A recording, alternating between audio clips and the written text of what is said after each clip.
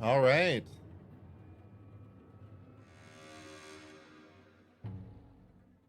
I am so stoked to be here painted today.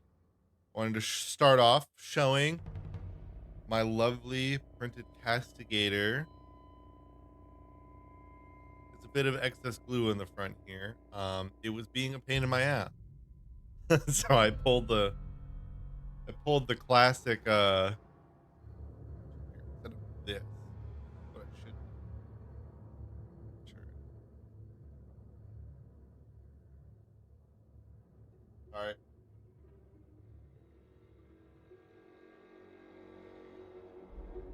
There we go.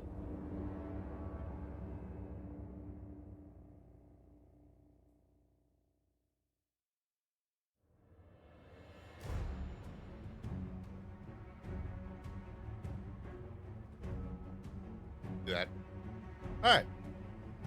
But yes, this is my lovely Skaven is writing. My castigator that I printed off.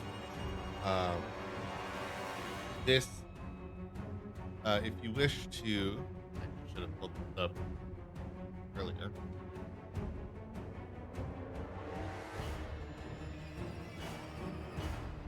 Look at my library. This is made by Eight Legs Miniatures. Honestly, they've got some pretty cool stuff. Here, actually, I want to showcase here a second. Let me do.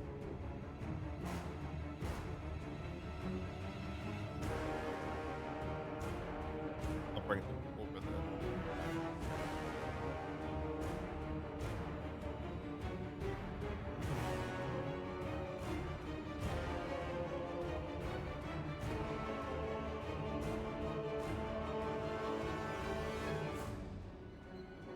Okay. I'm just setting up the window. Hold on. Give me a second.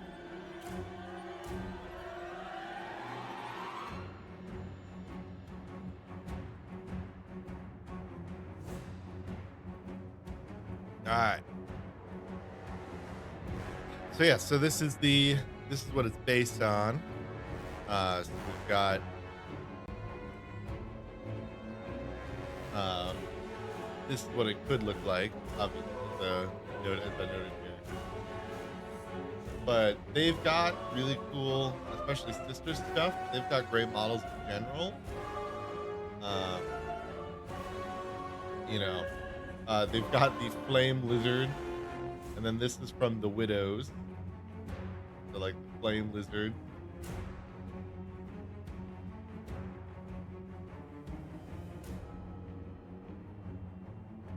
I wonder if this is like a range. This is definitely not just one faction. Oh no, I think it did the thing where it's screwed up. There we go. Yeah, so we got our Salamanders E army. This is actually great for extra Salamander stuff.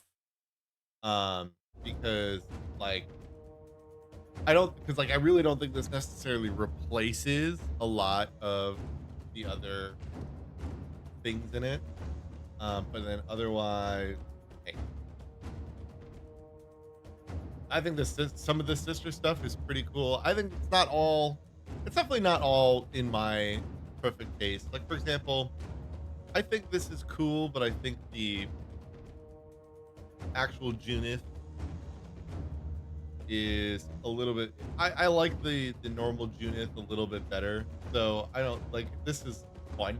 I'm having like these in there. It's definitely fun for something different.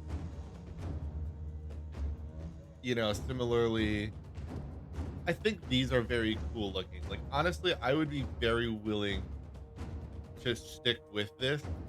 Maybe changing some of the like swords and whatnot.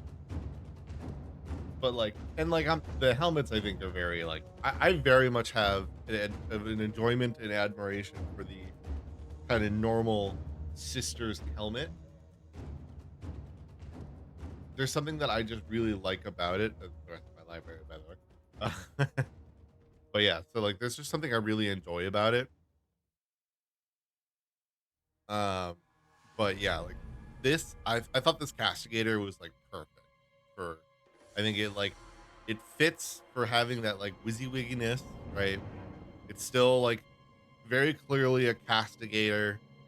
Like, I mean, hell, let's pull up the castigator, right?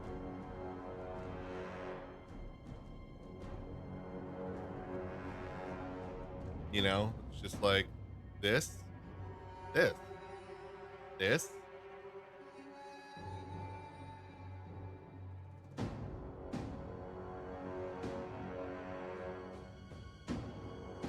I should move. So this here. Let's just do this. This, bing, bing, bing, bing. Like obviously the it has to be there is differences because there has to be otherwise you run into issues. But you've got gunner on top, just more centered than it is in the normal model. But you've got some similar like extra flare bits. We have these wings here, which actually fits my sister's army way more. But you got it here as well. This has kind of the standard barrel where this is a little bit more of a flare thing here.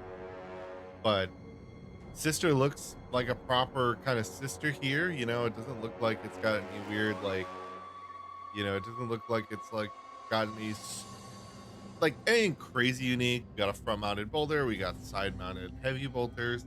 It is everything that you would expect to see on a castigator, but different enough.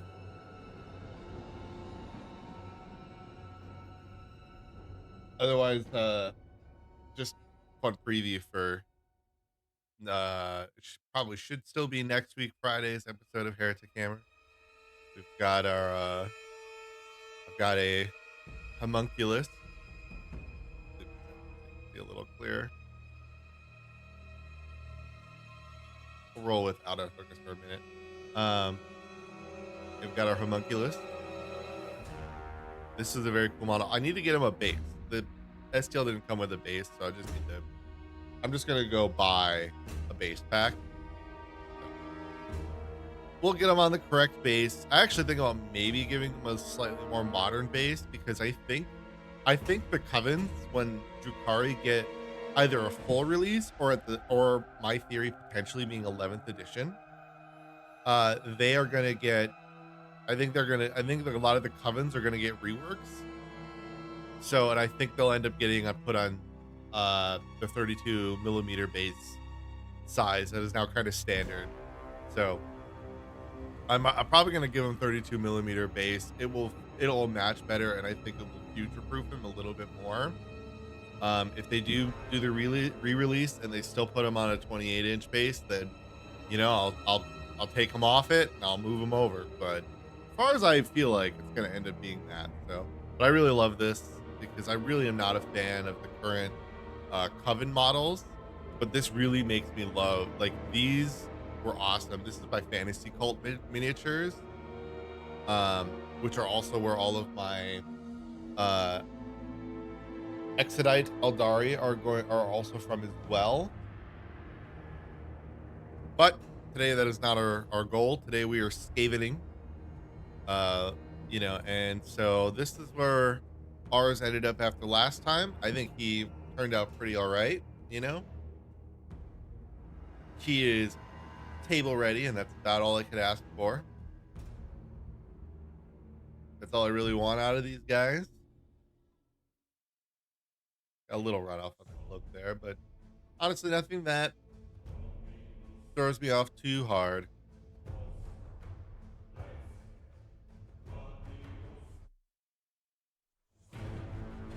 Yeah, I was like, what the hell did that music go? But yeah, so that's what we'll do today. Paint's falling a little. All right, first random grab is this boy. Zoom out now. Need some room. It's tough because these are such small models. Now, these being on 28 millimeter bases at least does make sense. They're infantry. They're small. They are literally little guys. So it makes sense. But that's what I'm checking here. Okay. I think this looks good. I'm going to try to keep my hand out of this. I am looking into getting a like top down hand cam. Doing these streams will actually be a lot easier if I do so. But I have this with me as it is. So I want to use it.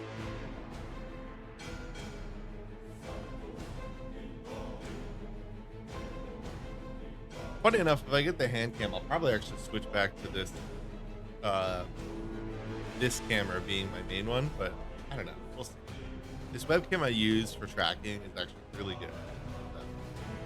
Or it's worked really good. The camera isn't. The webcam is old as shit. Alright, I'll quit yapping.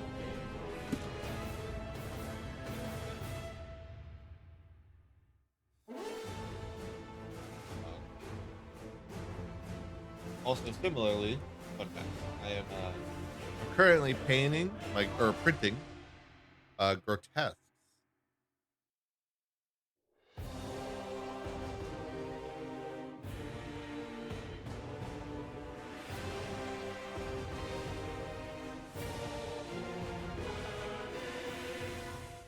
Actually, I might be right back for a second.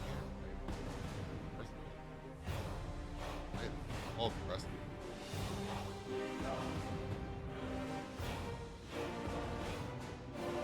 But I might need to actually get a space heater going.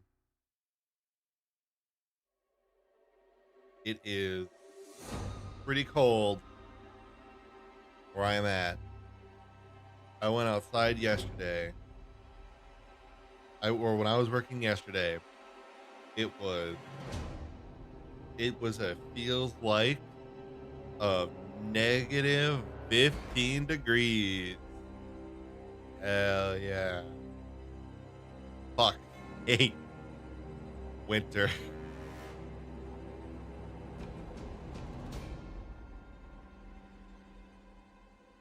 Trying to loosen up though the brush first. I'll need it.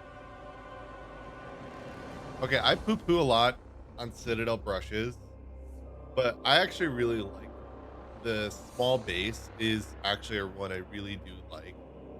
I think it works really well for base.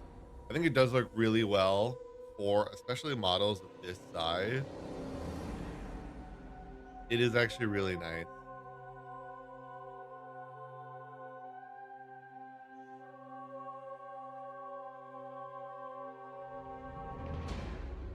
All right. Now that I've loosened it up, though, I'll be right back once again.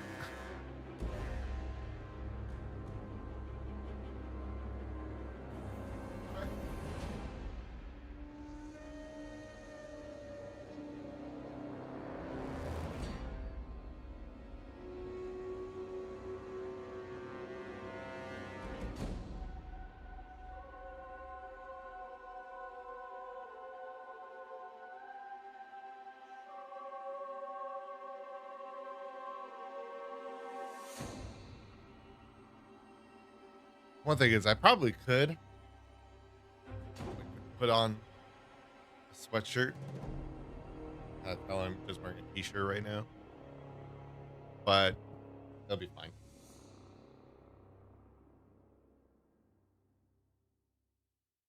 I'm wearing a shirt that I'm specifically don't care if it get paint on it. So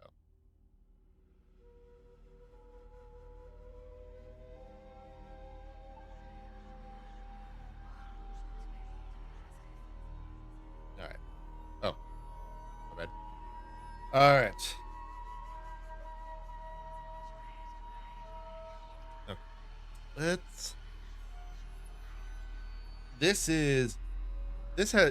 man has got like no armor, so he's gonna be pretty much entirely blue.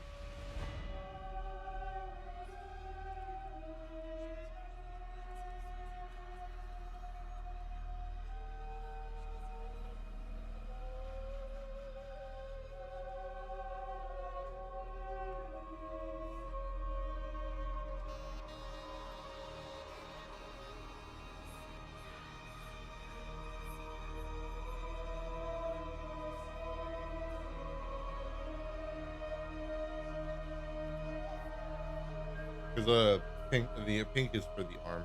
So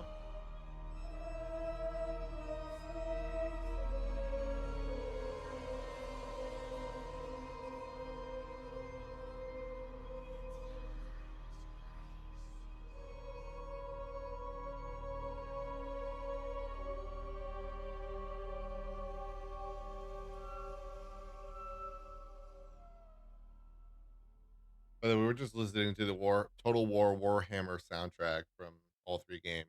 So just like on shuffle. If you are curious about the music,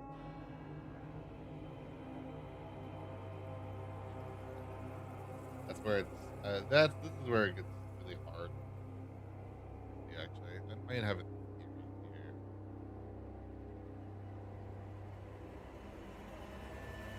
I mean, first, can I get away with this? Okay. Yes, this is first. This is the start I can do.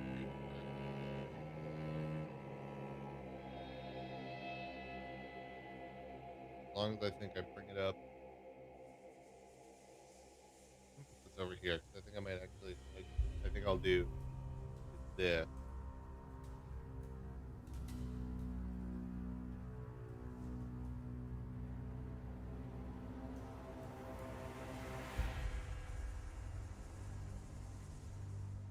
Sound now.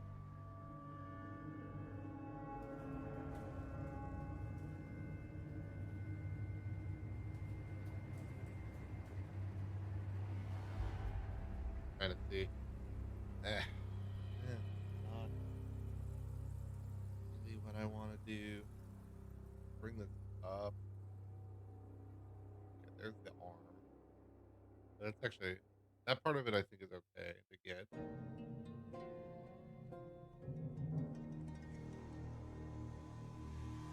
Yeah, we can bring this down a fair bit.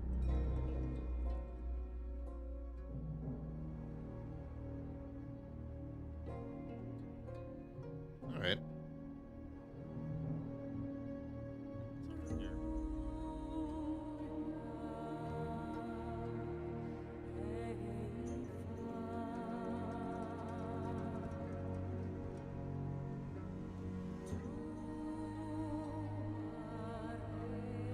Let me move this. You don't have to look up at bottles of saline spray.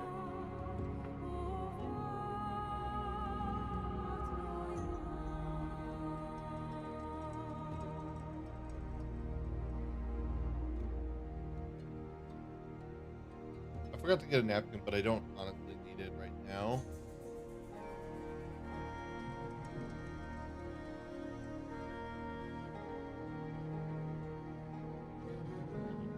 Yeah, I think we're cooking with something right now. Again, this is where when I can get the top down hand cam,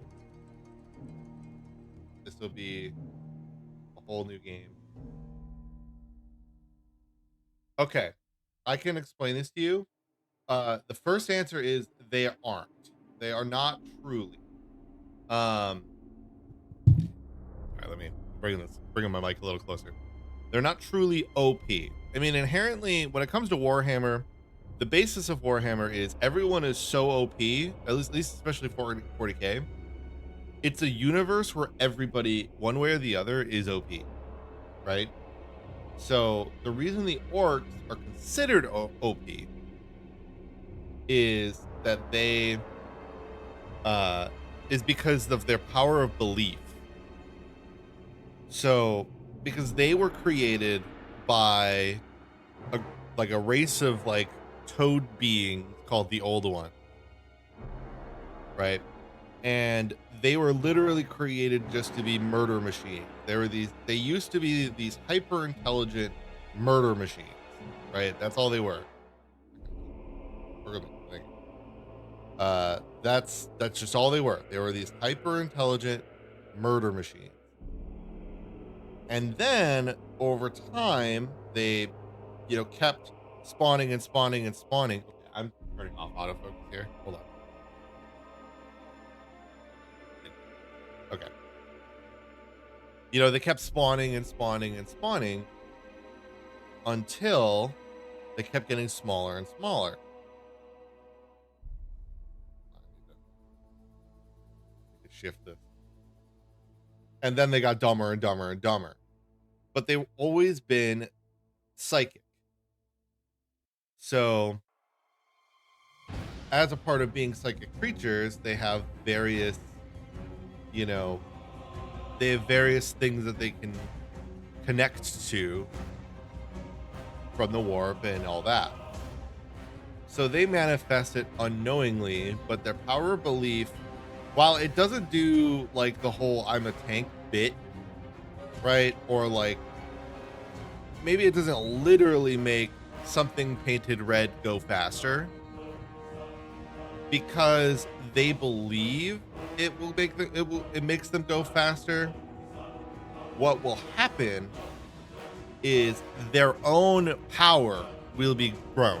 So it's not the object that gains more power, it's themselves. Because if they essentially, like, if an orc believes in himself, right, then the orc makes himself more powerful. So he makes himself better at driving, better at understanding how to make the car go faster, better at shooting, you know?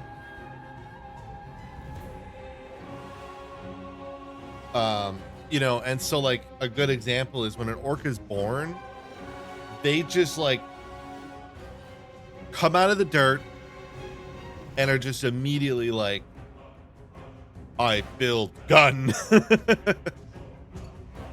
I know how to build gun. Throw myself down, sorry. You know, they just come out and they're like, I know how to build gun. So, no. No. So they don't just like manufacture things into it. So that's where the myth comes in, right? Everything with Warhammer is tough because you're balancing myth and meme with the inherently goofy lore that does exist, right? So, for example, they don't just like think of ammo and then ammo appears, right? But if they believe that, for example, they need more ammo, they might be better at their shots, and therefore it will feel like they have more ammo because they're idiots. Right? But they're dumb, so they'll think, man, we've got so much more ammo. But it's just they're better at shooting. They've just made themselves better at shooting.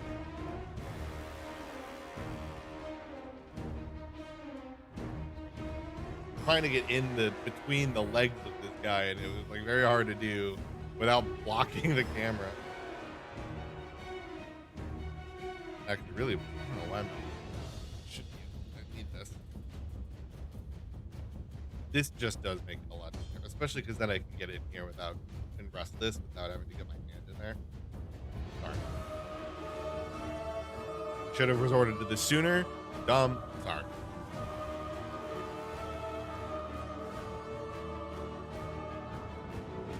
Get a little bit of pink in here just to kind of get it. He doesn't show armor really. He's got like an undershirt, overcoat. So I think what I'll do instead is I'll put a little bit of the undercoat as the pink. So yeah, if anything, what you're kind of referring to with like convince in orc, it's kind of like the whole AdMech goofy I'm a tank meme. And that's like a, you know, an old story. That's not even, AdMech didn't even come up with that. Or AdMech, Edric didn't technically even come up with that. That's an old tale. But like, obviously it doesn't really exist anywhere. They say they're, yeah, good.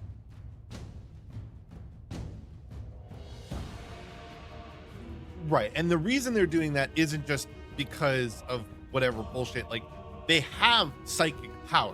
They are a psychic race that gets forgotten because they don't know it. But like, so like Weird Boys, the psychic orcs, they just have come to like a better understanding of their psychic nature. But all orcs, one way or the other, much like how all Eldar, are have psychic capacity to them. Um, they are. They just don't but the orcs just don't realize.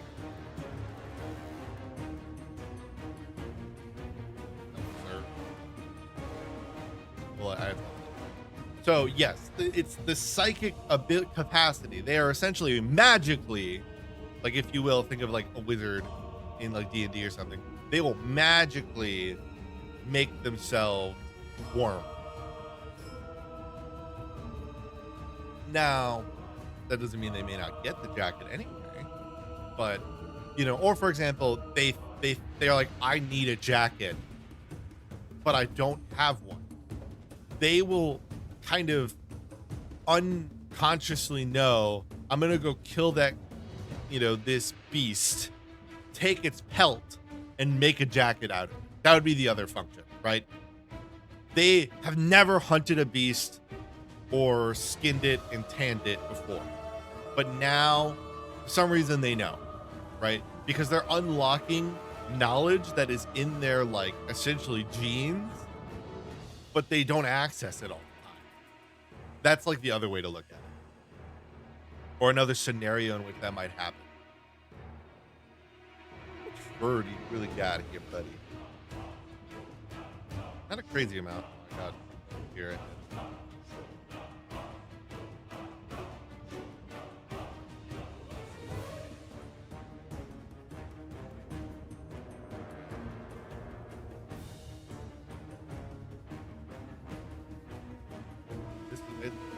When their models are really small like this, it's really tough to gauge how I'm doing, how visible it is.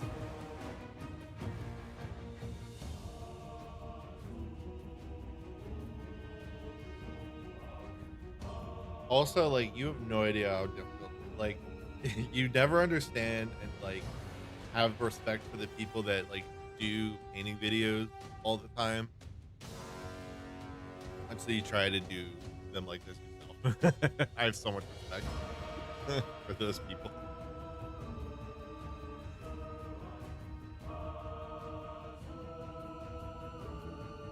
Yeah, like it's just like that, like deep. It's that deep knowledge that is like essentially in their coding as orcs. Like they were coded by the old ones to have all this knowledge. And then they're just kind of unlocking it at various points in time. Now, how successfully, different story, but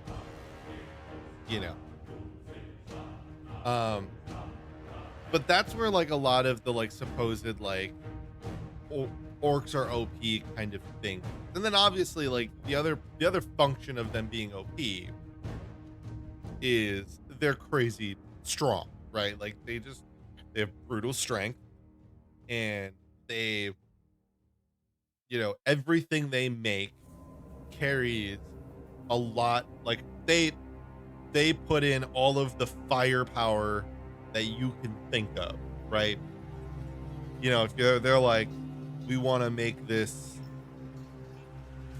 we're gonna make this gun, I'm gonna put all of the gunpowder we got behind it, like it's like equivalent to that, right?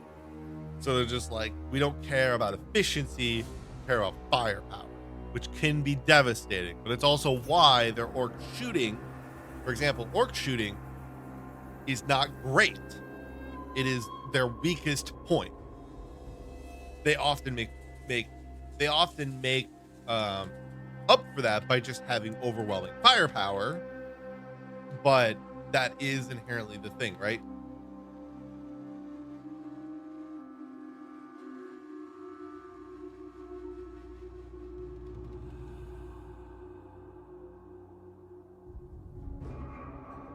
A little stuck in there.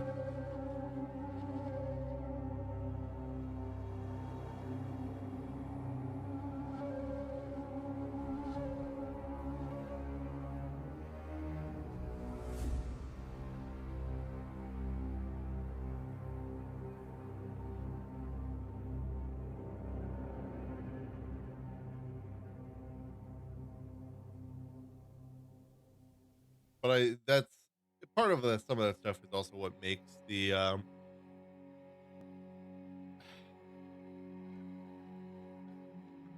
I mean, in like a technical sense from a lore perspective, you could honestly probably say it's the Tyranids because they're an apex predator, right? Um, get the because they're yeah, they are like, and by like I mean by a true apex predator, I mean in the sense that like if they find something, like nothing hunts them outside of humans, obviously, but a different premise altogether. Nothing hunts them. They, you know, they're the great example of an invasive species, right? And then they when they lose, every like a loss is still a gain in knowledge, right? Because everything that they do consume, kill, and everything that because like a Tyranid on the ground, like think of it this way, like let's make a small example here, right? This is a Tyranid up in the hive ship in space. This is a Tyranid on a planet, on a planet, you know, and it fights this tank. The Tyranid gets blown up by the tank. It dies, right? But before it died, it ate one of this tank's comrades and from eating it, learned of all of its knowledge on the firing mechanism, what round it uses, what type of round it uses, what it did to kill its allies because of when it killed those allies. And it takes all that information and it psychically transmits it the second it learns all of those things to this Tyranid up in space. So this Tyranid lived and died in this fight, right? But the second it learned all that information by eating this tank's comrade, it now is this Tyranid now and all of its allies in space, all of its, waiting in the wings Tyranids in space, now can morph themselves, change their biology to be resistant and cut through the armor of this tank because it now knows everything about this tank. It knows what round it uses, so it can build a chitinous shell to be resistant to its round. It can develop claws and acid that will cut through the material that this tank is made of. And it can do that within just a few days, right? It needs days to adapt, where a war will happen for years, but from months to years, right? So they can adapt within days, maybe even at least a week or a couple weeks, depending on the amount of adapting that's to happen. Where obviously for them to adapt to whatever the Tyranids are doing never will happen because the Imperium is so stagnant. They cannot adapt. So in a technical sense, it's Tyranids, right? Because every victory against the Tyranids is not a victory, it's survival. Victory against the Tyranids is only survival. You can repel them, but they will just come back later because they know you're there, right? They know you're there. That is how, and that's explicitly the main way that the Imperium ever wins in these fights, right? That's how they end up winning. Is they realize by doing this they're now weak to this. That's the only way they figure it out. But that's the thing, right? It's when they figure that out because this is a grim dark future and they don't and the Imperium is not good at often making a lot of these very quick decisions. That is often why those that win again, and that is honestly why often those that win against the Tyranids are things like the Indominus fleet and, like when, a vast number of Space Marines or Custodes show up to help because they kind of show up and in some regards kind of take over. Because if when you look at just like a standard Imperial Hive world, for example, they've got nothing. It's run by a bunch of corrupt politicians that have run its defenses into the dirt because all they cared about was controlling the current populace of that world to fill their tithe. That's all they cared about. They didn't care about worrying about extra planar threats. And then all of a sudden the Tyranids show up, right? So that's where they lose. And the the people who come up with those strategic by like understanding and looking at biology and whatnot, that is usually when all of especially Space Marines and Adeptus Custodes and auxiliary and like and Inquisitors especially show up and take control of the situation, right? That's kind of when things can look up. That is obviously if they don't get in a hissy fit with each other to start, but that is at least your sign of something good gonna maybe starting to come out of this. By the way, this hill will not remain pink. I just need it because I need it kind of just as like a very soft baseline. I actually should have removed some of the like flicked off some of the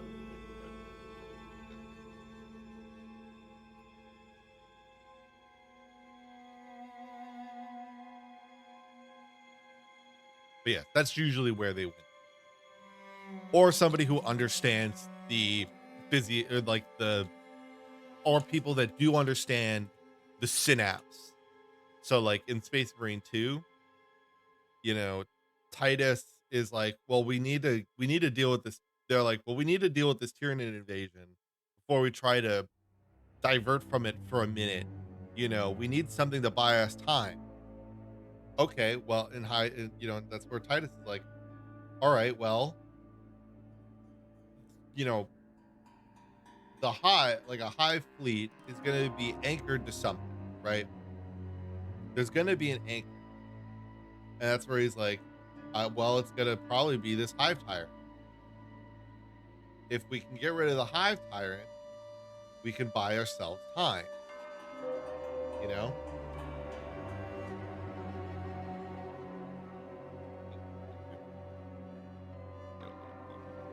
Okay.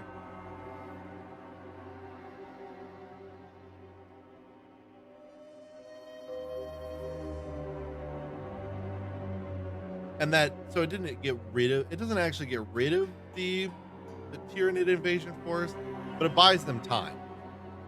And by buying themselves that time, now maybe they can learn of more other strategies in order to deal with the tyranny.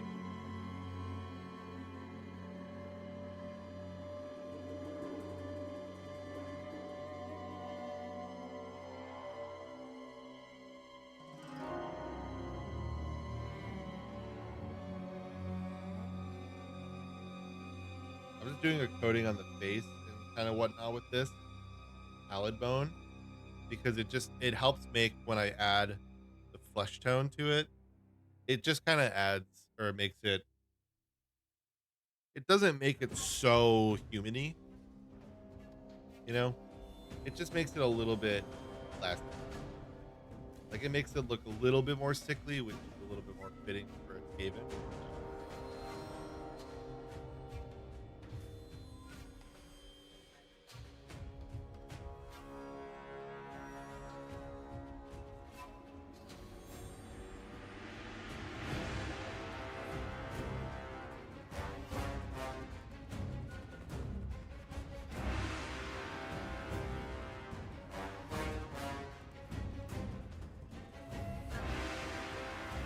Okay.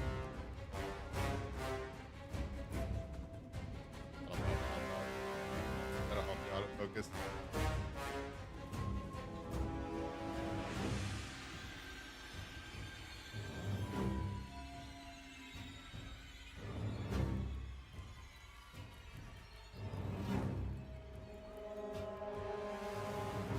But yeah, that's very much what makes Tyranids. Sorry, that's what makes Tyranids really scary. Hard to get in when they have like really short things like the gap between these are so short. It'd be very hard for me to decide between that.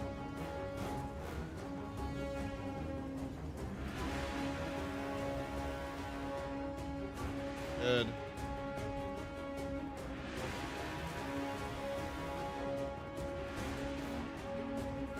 All right. No, this time I'm.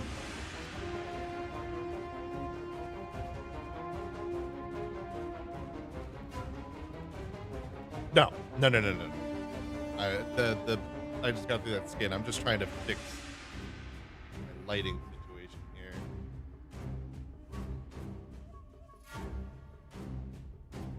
So like, I'm just getting more shadows than I expect to.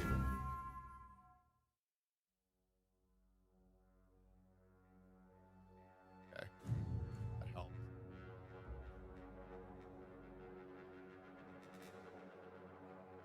Okay. No, I have to do the fur. This has to get covered. I don't want him to be this sickly green. I'm not making jaundice rats. That's actually the thing we're gonna fix right now. Is the jaundiciness of it. But I do make these rather fast. Oh shoot! What? I need to put some of the palette bone on the tail. So I use a mix of this pink and the pallid bone on the tail because you can kind of note, please. The pallid bone makes it very yellowy. So when you have this really vibrant pink, it depends. I often paint very quickly. Because I aim mainly just to get minis table ready, right? Which means table ready generally means that it's so that everything seems cohesive, it's together, and the like at least on surface details and everything are are good, right? It's not, it's not going to be a golden demon contender or win any awards, but it's done. It's all painted. It has a clear design for the army that matches an army. So like colors and stuff like the pink and teal that we have here, right? Which, if you look at the claw line on these, it's like, we have pink, teal, and then the very Skaven-y rusticness outside of that, and then maybe some accent pieces to get like green in here, right? The glowing eyes. I wanted like the green glowing eye, and that amount of time, depending on like a big model like that might take a little bit of. That definitely took like a good 2 or 3 hours, or so, right? But something like we're gonna get this done. Let's see. I would say it's been close to a half hour. I'd say we'll probably get done within maybe the next 10 minutes.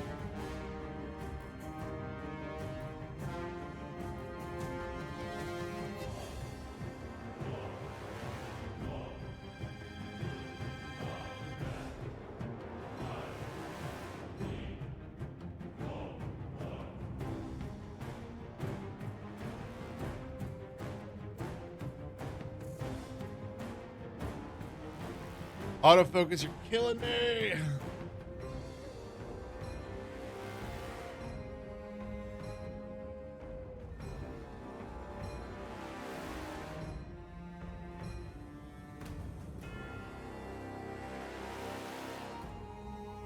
Yeah, the feet are going to be hard to paint.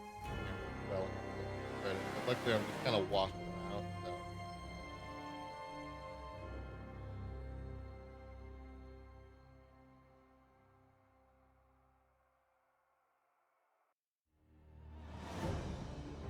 Give it a little bit more. I don't want it to be so yellow. Done.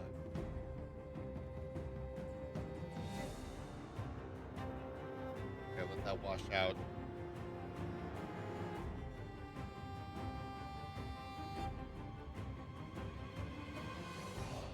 Yes.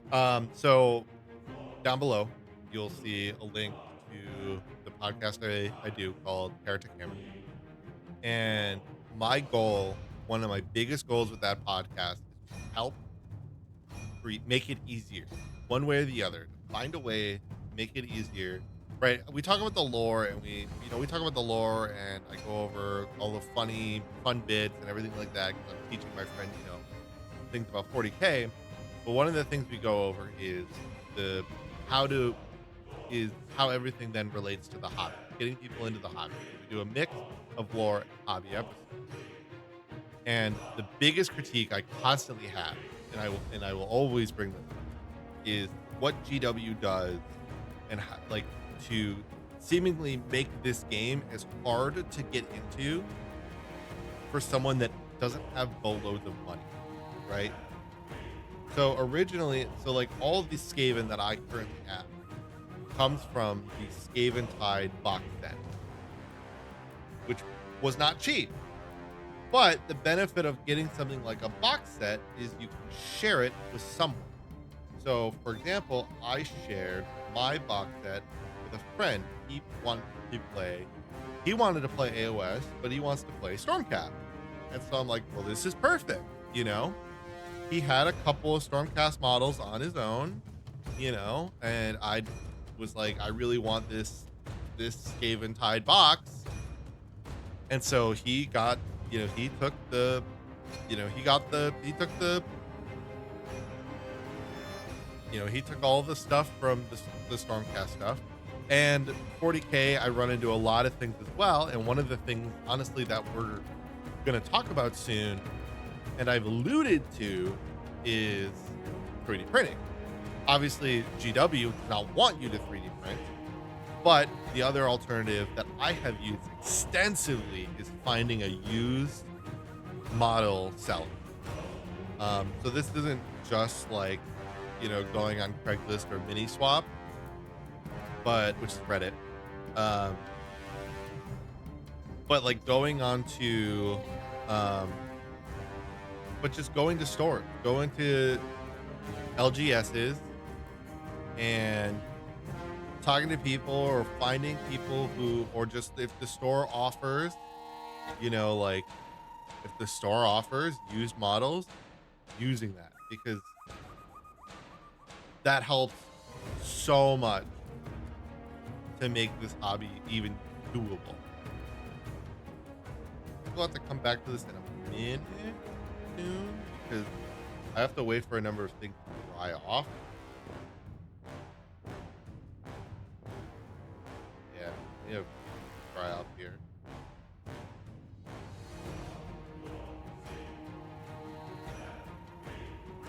Alright, I have the belt.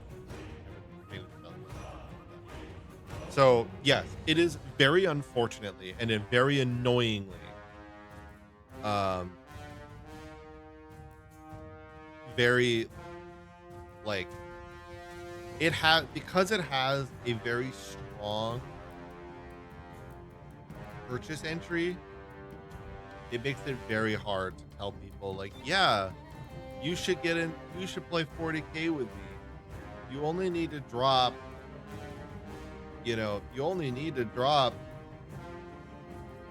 like $400.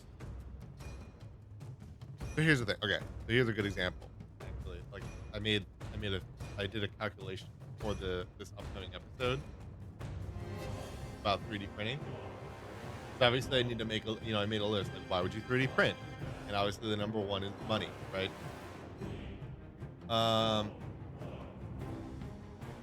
So if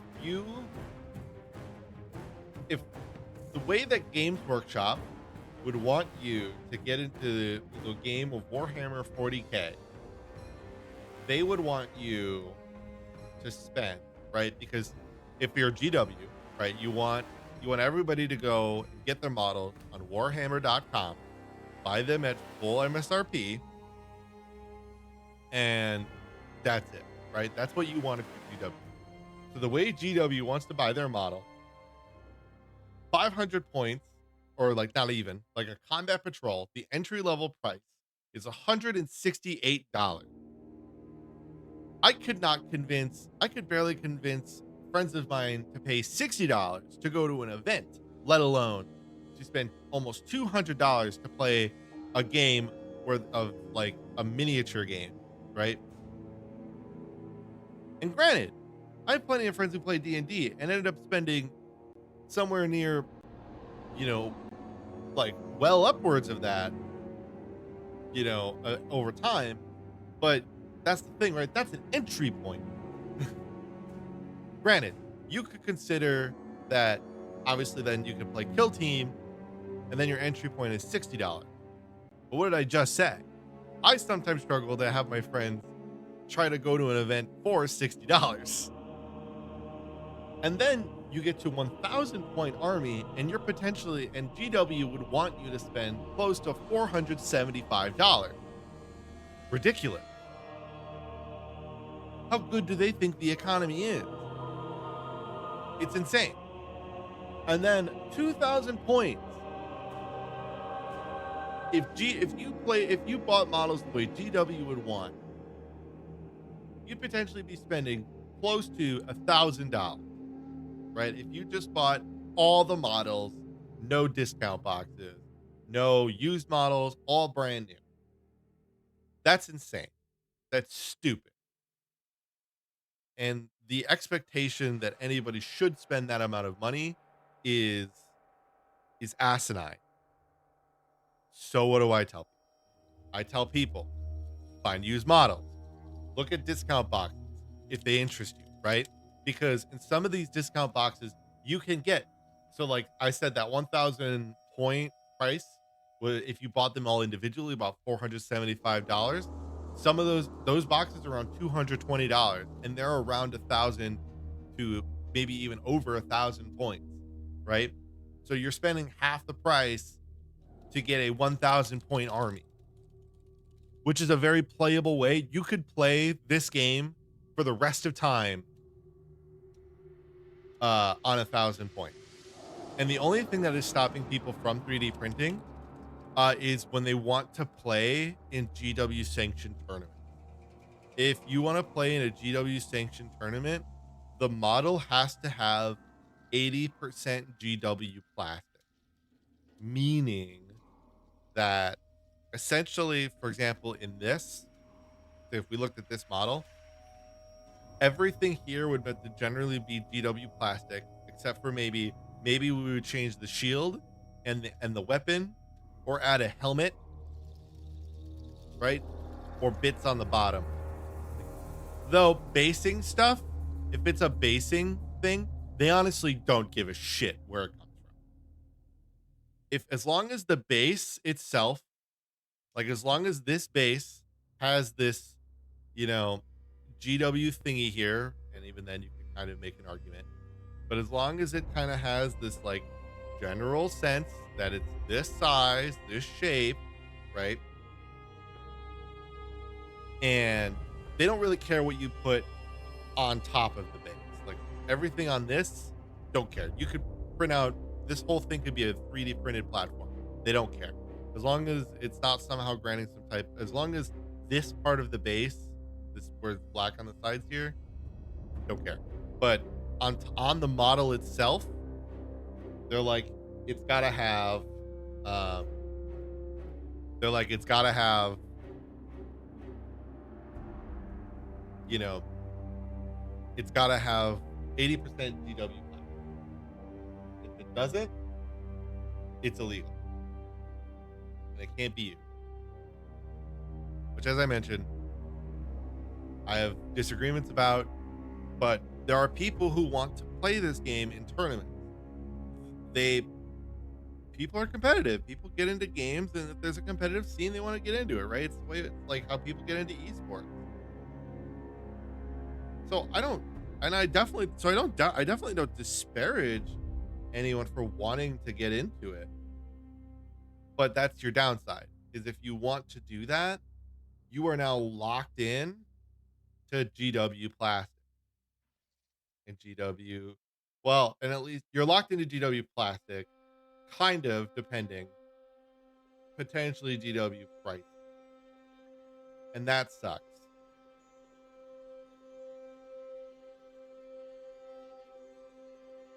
That is a damn shame,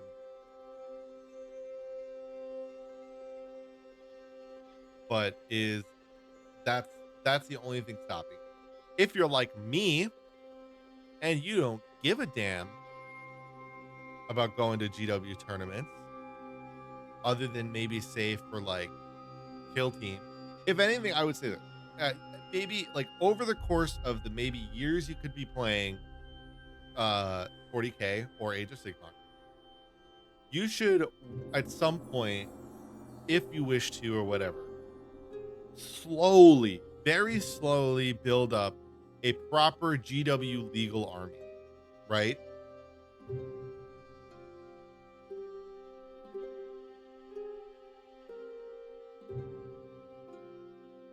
But once that time has passed, by the way, this is pretty much done now. I'm gonna do a little bit just on this little band here, but otherwise, other than that, this is ready to go.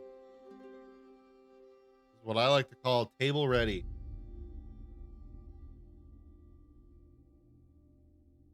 This is what we call table ready. Is it winning any awards? No. But is it ready to go for the tabletop? Other than obviously the basing, but I'm doing that. I'm going to do that in a big batch. Absolutely.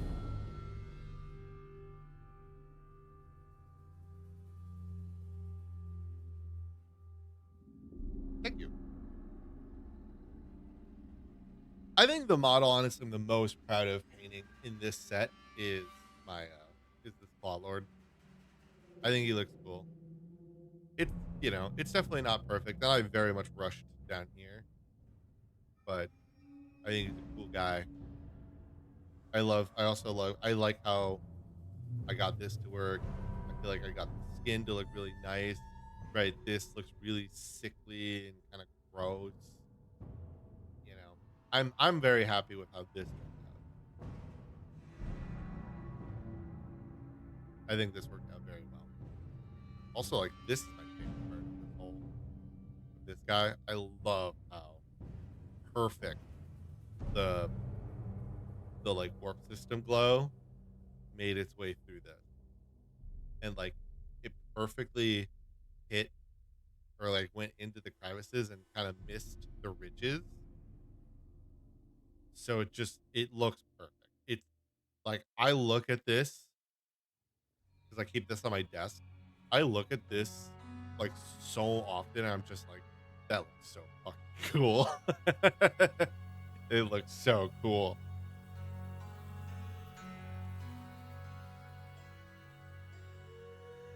I'll be right back. I gotta go fill uh my water pot. All right. Need more hot water.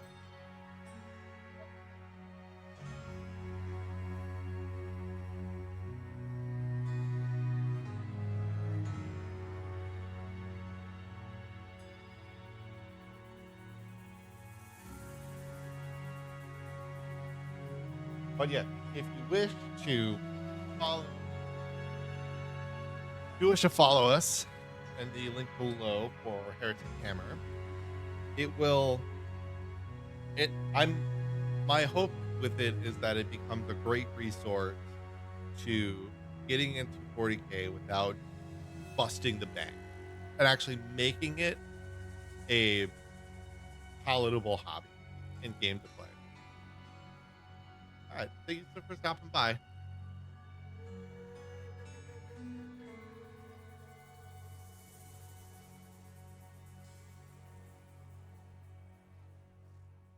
Oops, my alerts window isn't here, but thank you so much for the follow.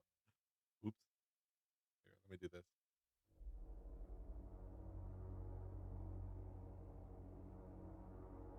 Where'd you go?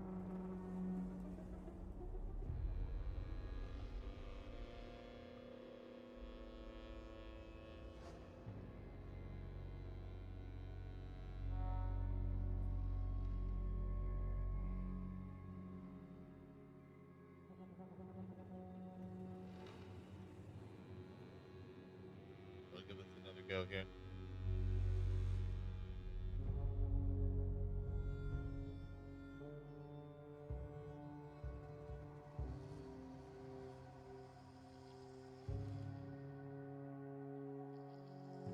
There we go.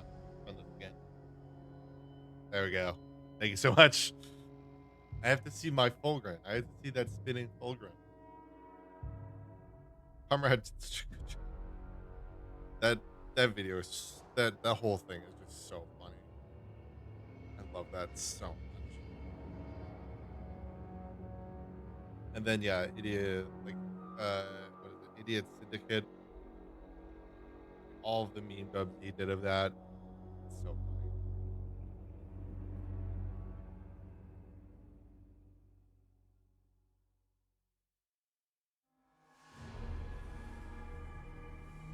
But yeah, for those who are still around, am currently I'm currently printing, and it'll be printing until we're done with the stream. So not a not a huge matter. It won't like come up or anything. But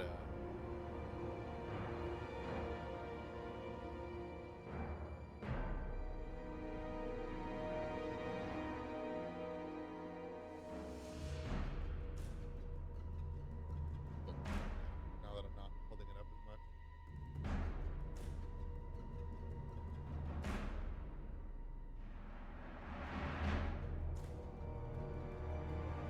Kinda look okay.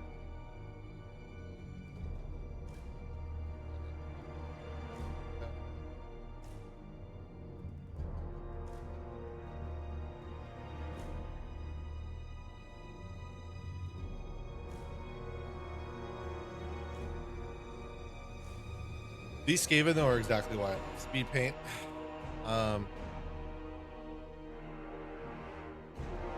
Yeah, just being able to slap top these Skaven, godsend. Just a godsend.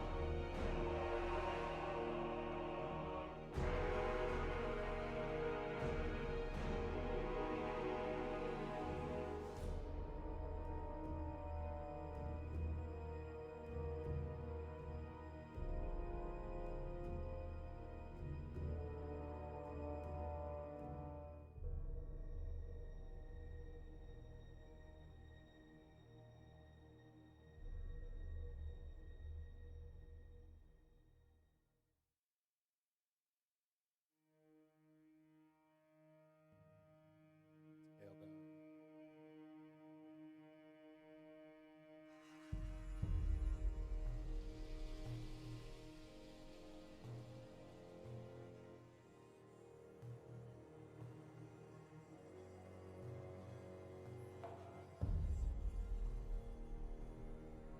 Oh no, I actually think the way that this scale came out worked really well. Just getting that like really nice pink rat tail, but like giving it the grime it needs.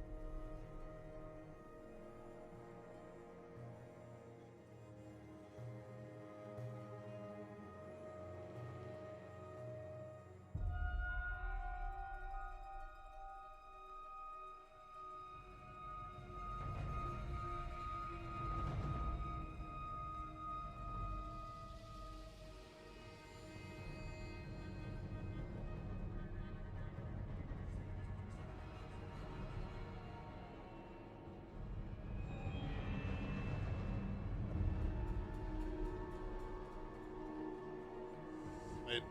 I'm thinking for this group, maybe I'll just getting this shield without like trying to hit the without like trying to hit the top of this thing here was like gonna be really hard if I didn't do that.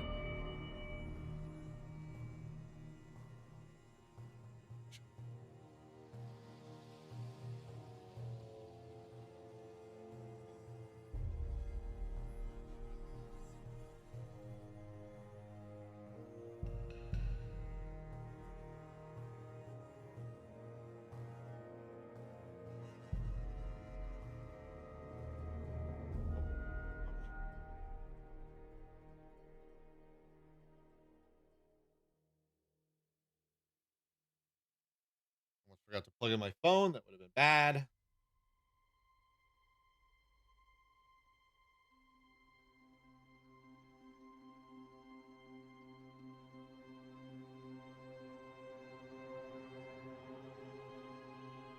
So you know what? Here, I'll go to the smaller one.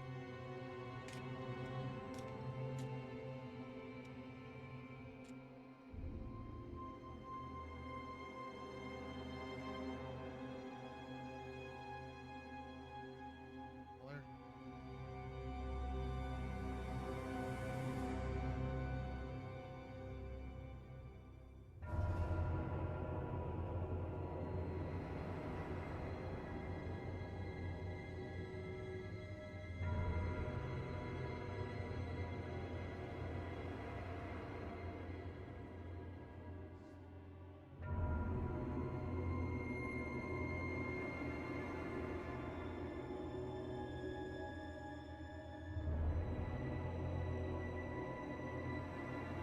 Yeah, I really yeah,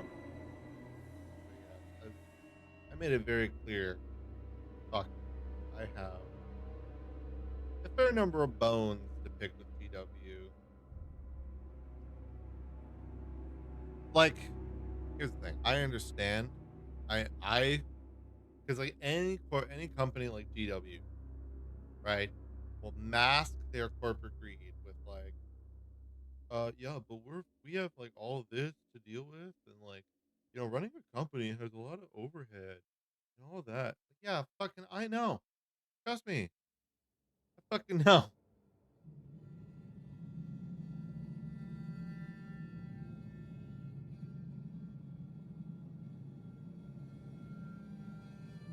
But like, I also know where all these margins are going.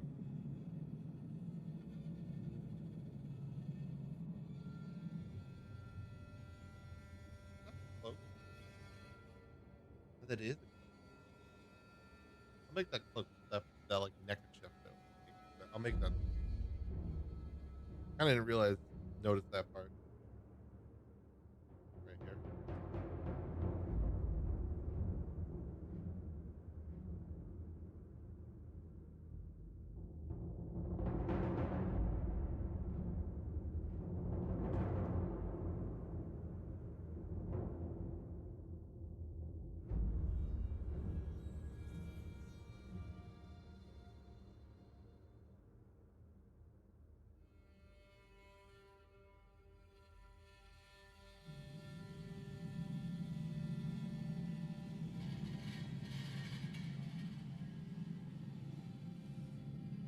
you.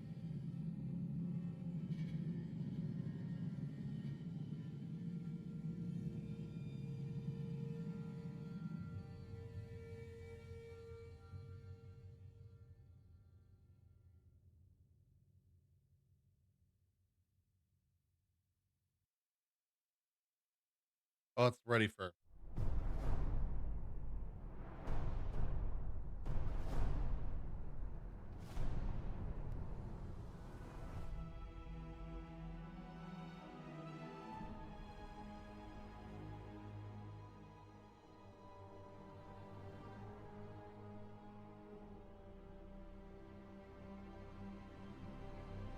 ready for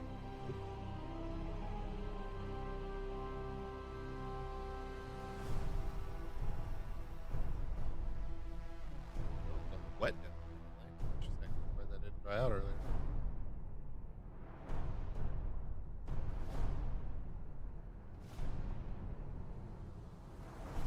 Yeah, covered enough.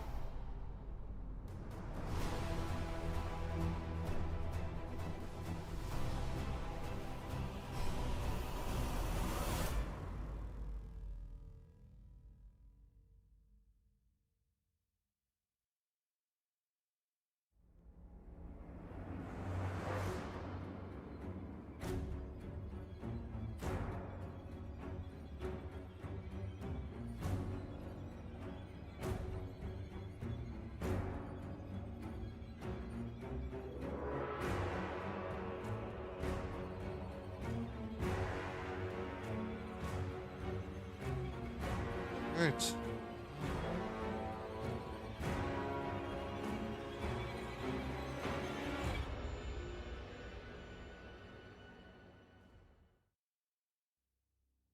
Oh, hey, man.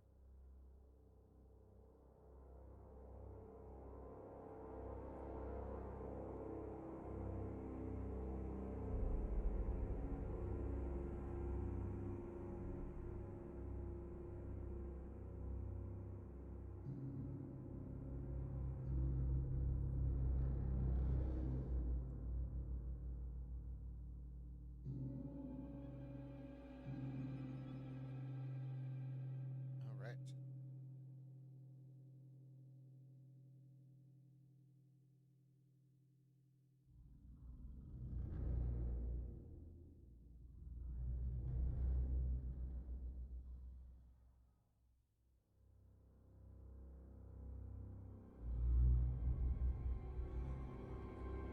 I think we're good. Probably. I'll go and play all day.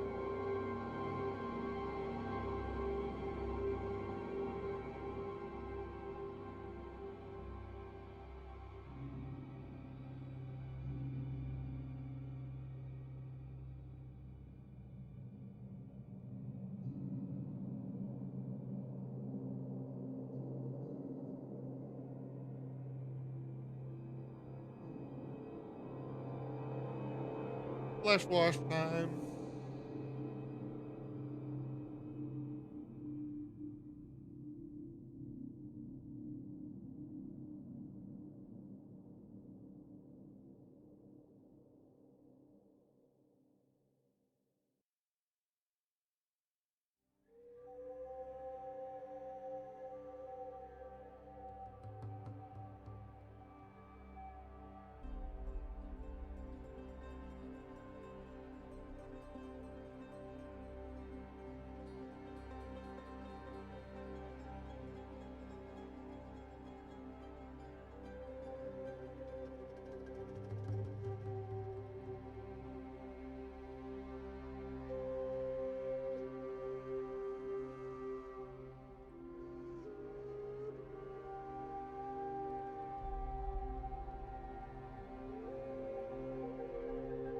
Take a look at this in a minute, but we'll move on for now.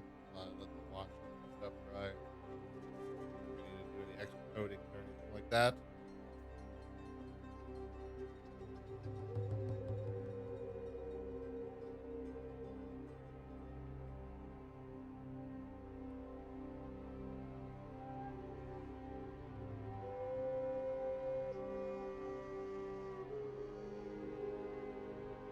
Very like Skaven.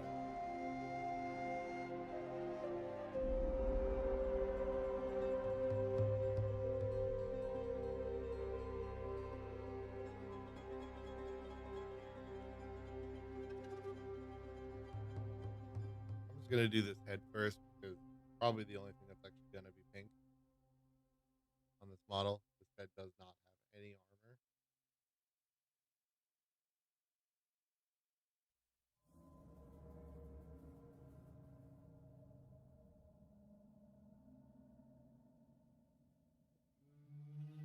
Yes, and I think this will be the last Skaven I paint. I think I'll honestly do the rest of these Skaven off camera when I can, and we'll do more fun paints. Uh, I have a couple kill teams that need to be built and potentially painted. Chiefly one, but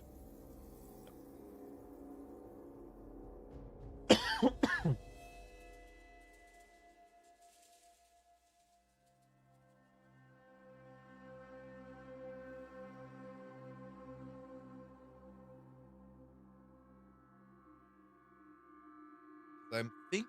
I'm very heavily thinking that I'm gonna take. I think I'm gonna take I'm gonna take Nemesis Claw to Adepticon.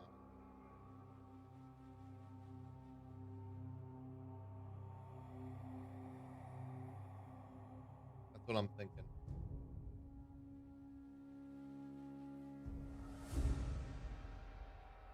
trying to pick, I mean, my choices are my kill teams that I have are Hand of the Archon, Corsair Void Scars, Mandrakes, and Nemesis Claw.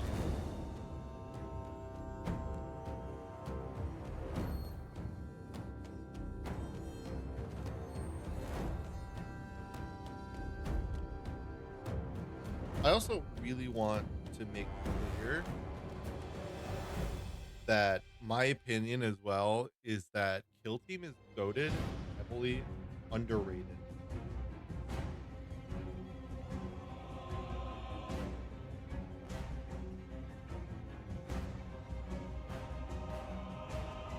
And it is in my within my opinion that those who like kind of those who kind of like press against it uh have not truly have not played it properly. I think they've probably maybe played it once, uh, especially maybe in a setting where they and someone else were trying to figure it out. And to be fair, people do that with 40k all the time, and they do fine. But I think circumstances in which you try something are very important.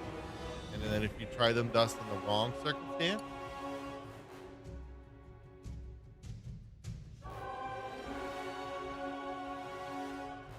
you're asking for a lot of trouble.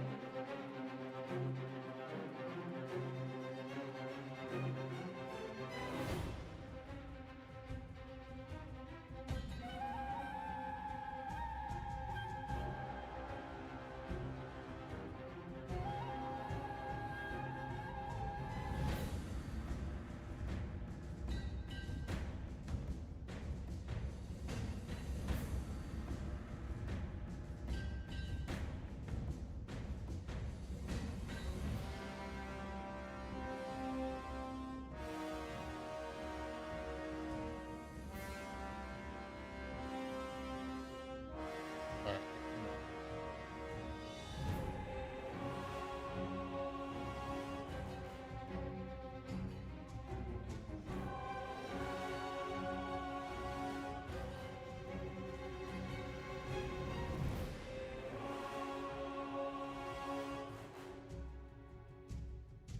There's a shadow on my shirt. I thought it was like a giant pink pill, and I was like, what the fuck? Like, what'd I do?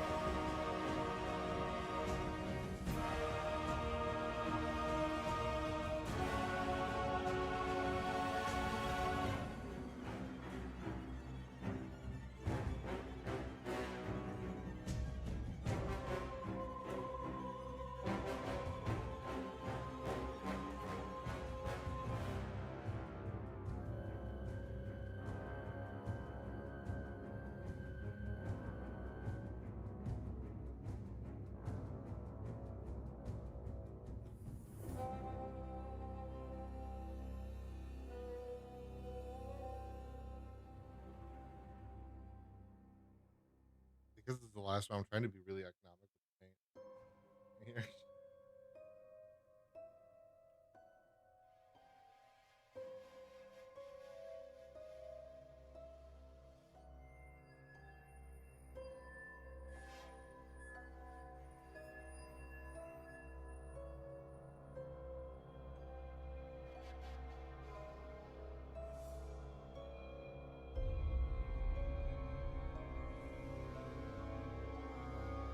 Went away for a bit.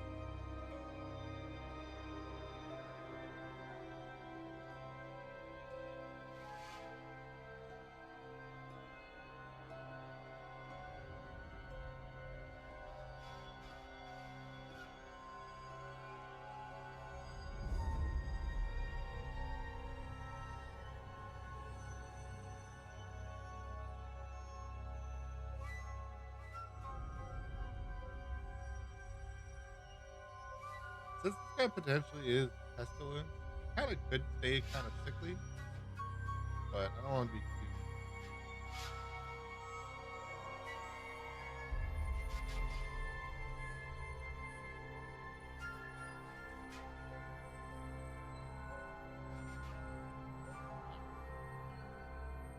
For you look.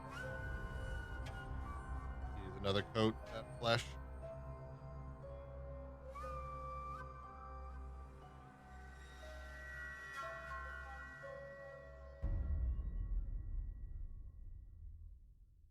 That needs his rust.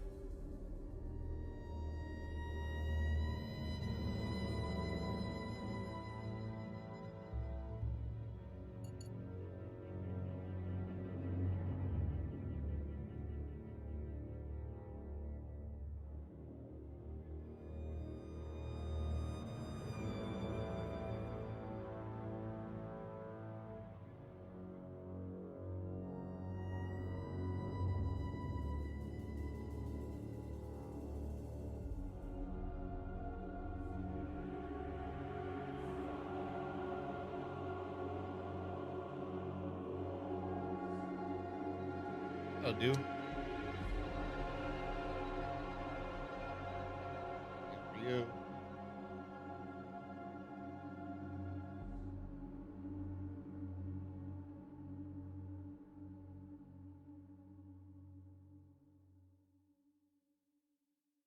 That extra coat. All right.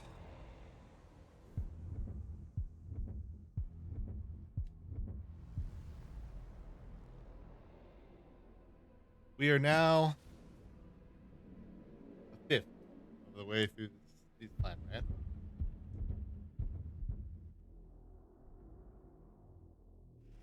I didn't. I must have hit something and not brought myself back. I'm sorry, but I have to be right back again.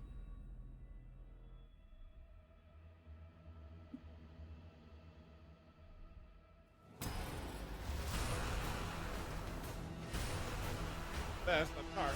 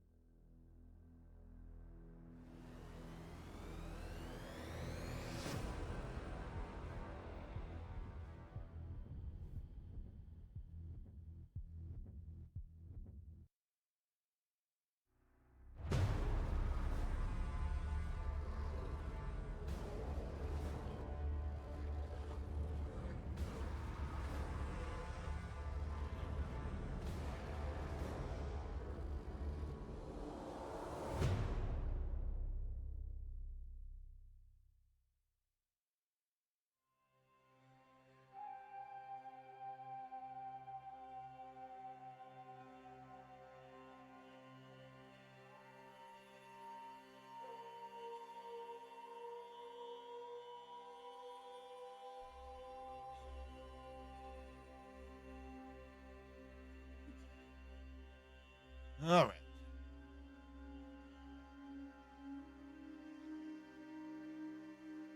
The water.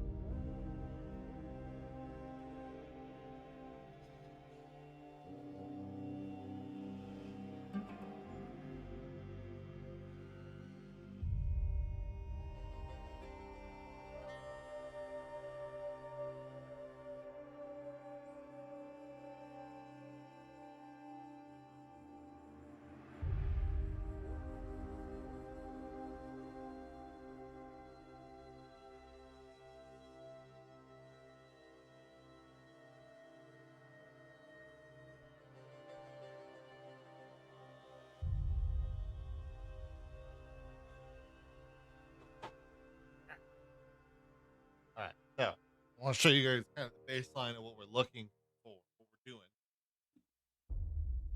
Because we're doing a fun, kind of doing something fun with these Night Lords of mine. So this is Nemesis Claw, right? So I haven't based him yet because I want to give him I want to print something for his base. Um, but the I this guy needs a this guy needs some fixing, especially on his foot and his leg here. So this is kind of what we're doing, right? So and I have to fix this. This got really fucked up looking at it now, but so I have to really fix this. But so it's kind of this mixture of a it's kind of this mixture of a uh Night Lord and this is a better showing of it of a Night Lord and a Iron Warrior. And the premise is that a band of Night Lords and Iron Warriors got stuck together and have now been forced to work with each other for far too long as they try to survive themselves through the warp, pillage the Imperium, and wreak fear and destruction wherever they go. So cover this guy in some blood, obviously. So when we do this one, we're gonna not only utilize a far better amount of control, right, to ensure that we are doing justice to the model. This one's so much taller. I have to raise this up a little.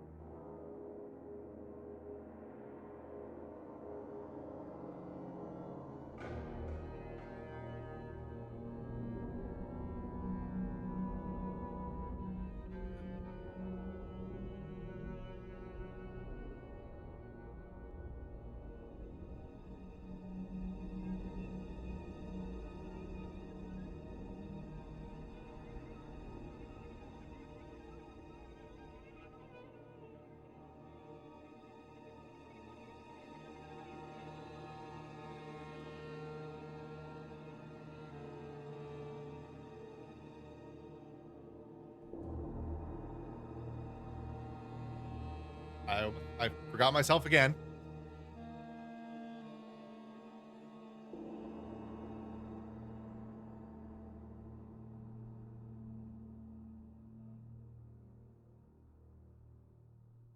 It's so funny because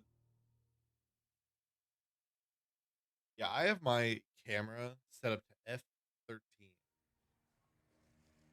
and it's still and like the focus pull range still gets this shallow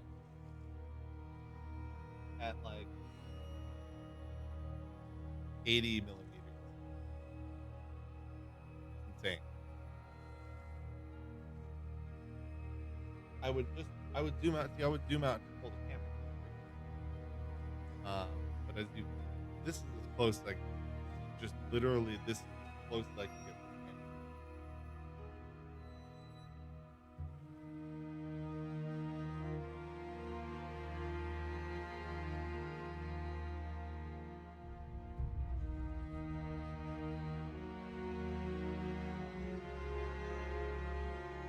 camera. Alright.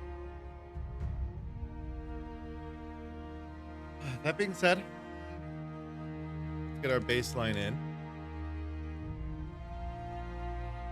I want to try one mixture thing.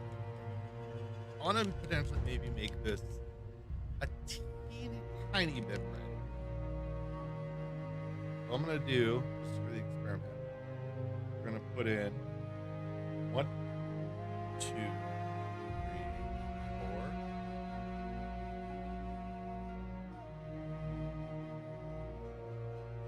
And then 1.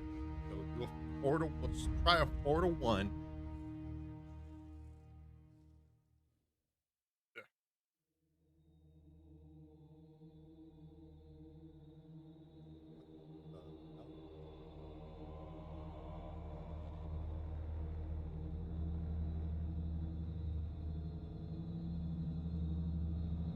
I'm out. My my paint bottle has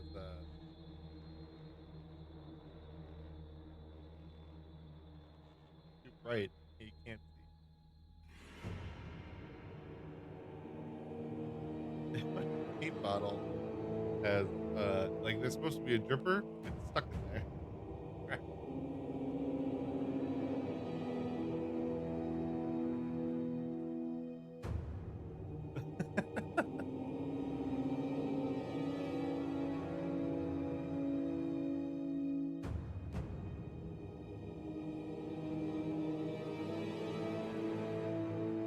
What? Oh, wait, I can't hold this. What?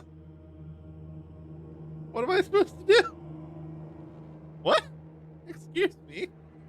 What? Excuse me. What? Uh.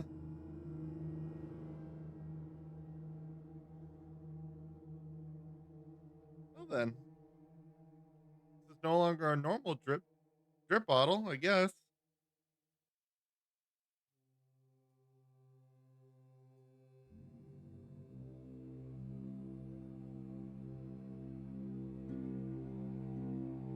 What the hell? It's so weird.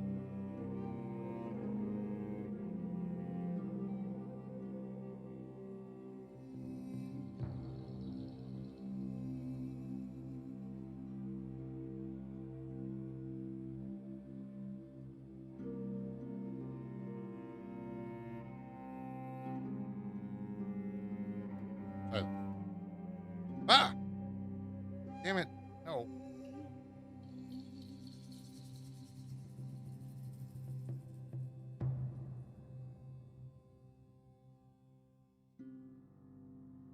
Damn it.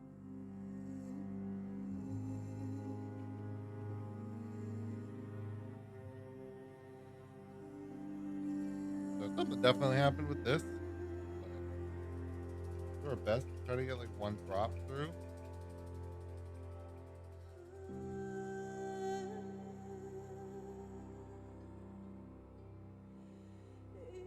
I'm like dropping this like that drop of hot sauce in SpongeBob.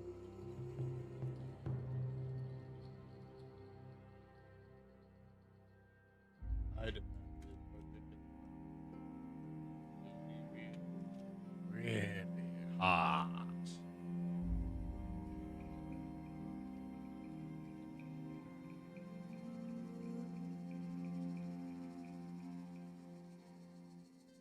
Might need maybe. Actually, we want more white.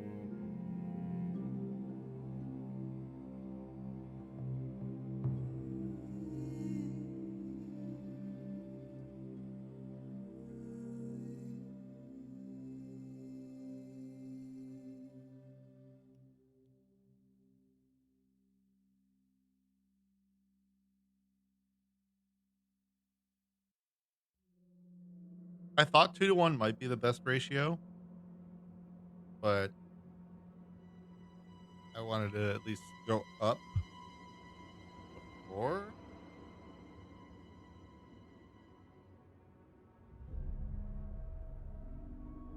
All right, let's see it now. Yes.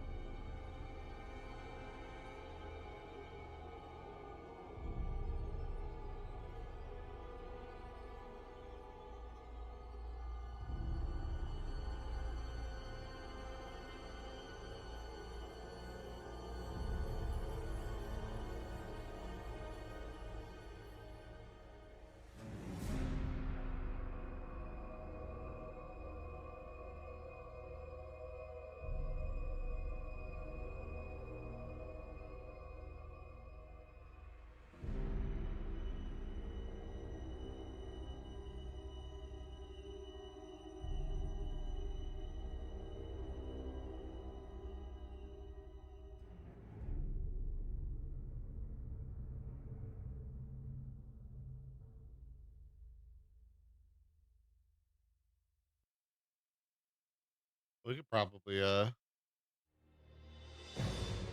on a little more music so we can switch to the intro.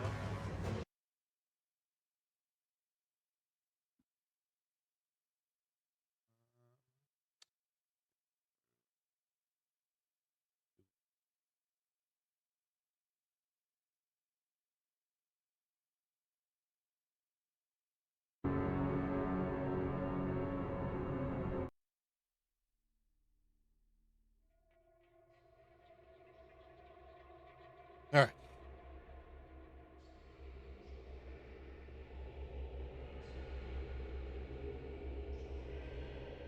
Right or almost there.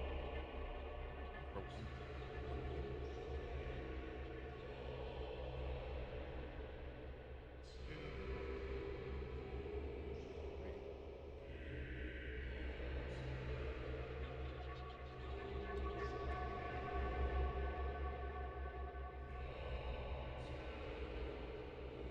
Why it ended up being a team in a bottle, we're gonna find out.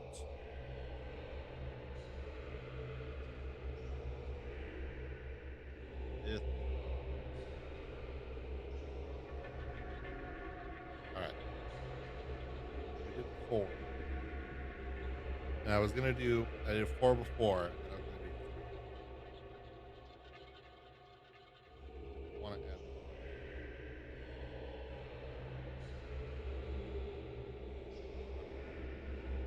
3. 2, 3.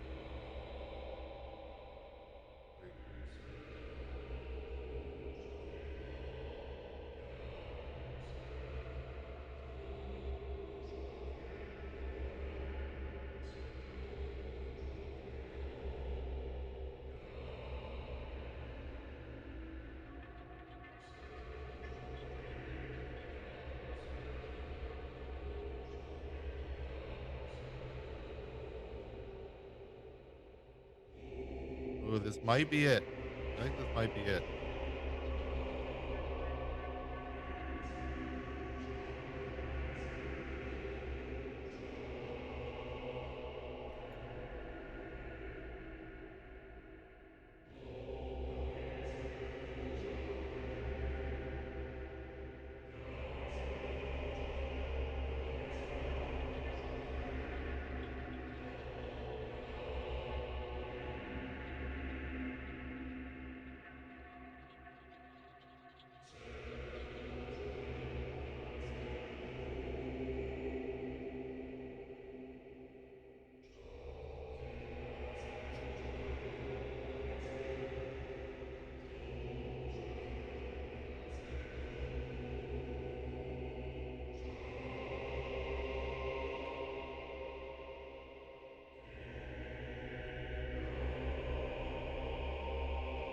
Zoomed in all the way.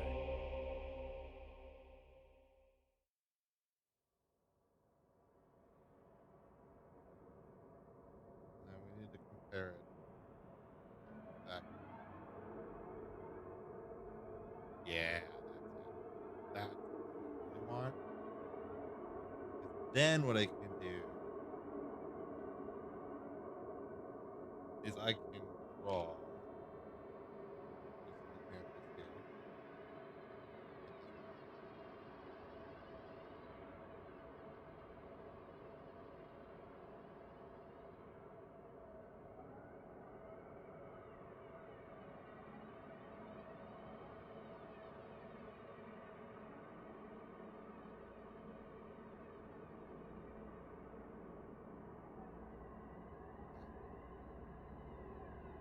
I'm gonna lean forward here, so I'll look a little weird. I'll really quick magnify.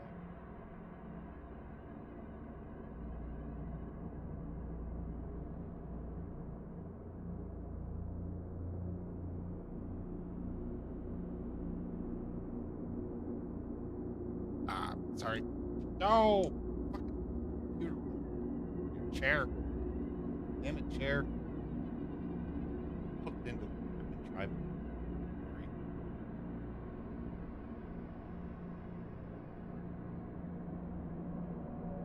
Alright, I am testing something.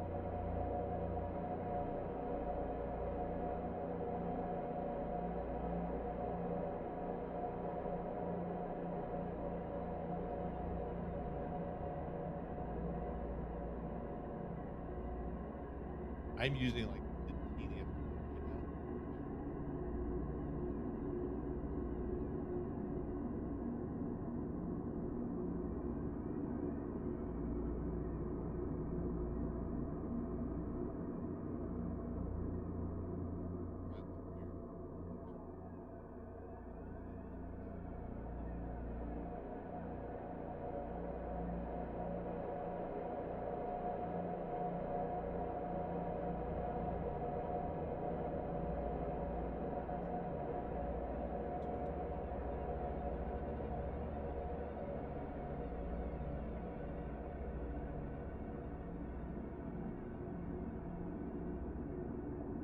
It's too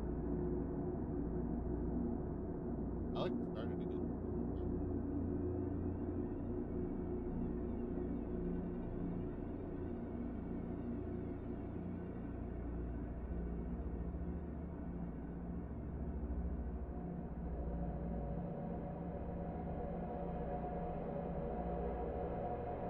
nice. There we go.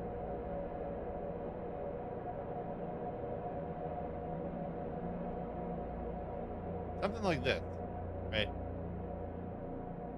Yeah, this you can kind of see where I was fucking up. So a good example of kind of how and where I was screwing up here. But this is a lot easier than try to do because then what you can do on top of that. Oh god, let's move here.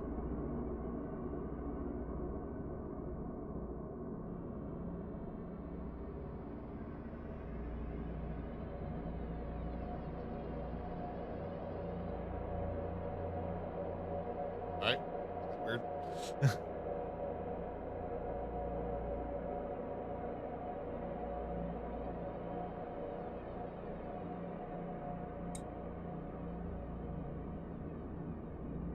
Then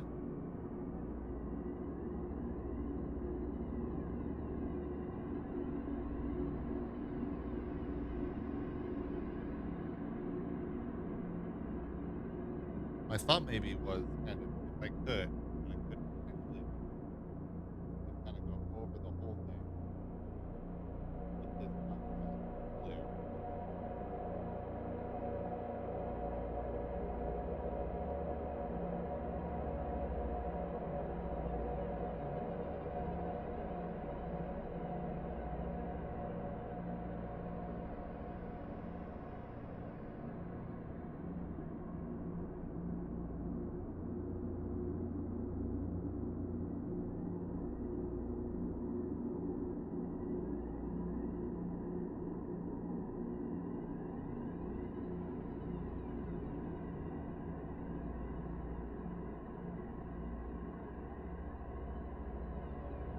Okay. Yeah. Theory seems to hold up. Prac- Practice needing to be done. but theory seems to hold. The theory appears to be there. It's just whether or not it will in practice. Also, the reason I'm testing it on this leg is because actually this is going to be the Iron Warrior leg, so it's going to get the hazard stripe.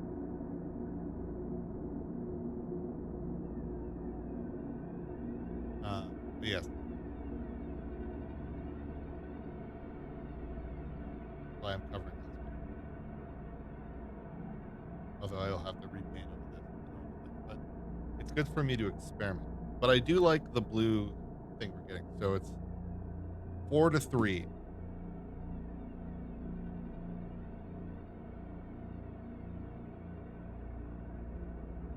4 drops of it is 4 drops of dark blue, 3 of white.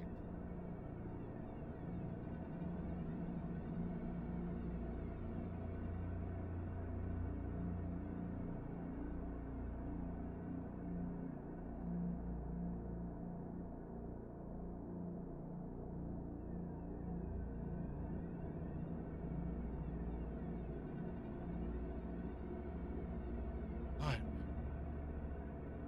double white.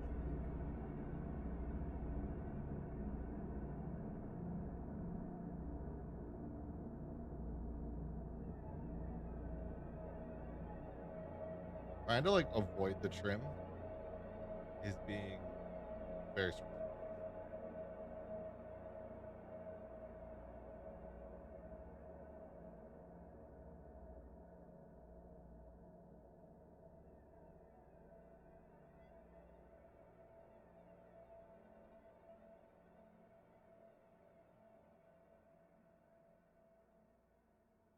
Yeah, looking at it, I think that's exactly the play. Once I can figure out a good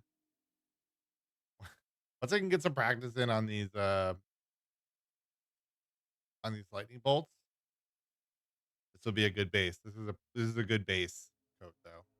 This is a good base color. I like it. But 4 to 3, that'll be our moniker.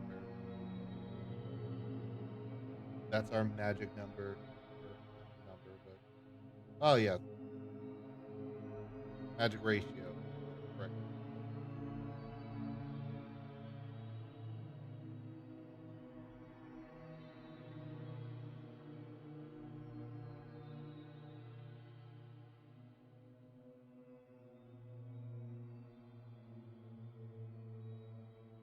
Yeah, just shifting things.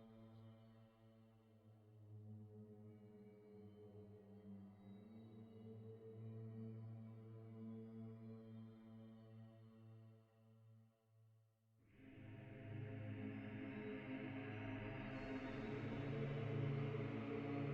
good. The metal painted to reflect.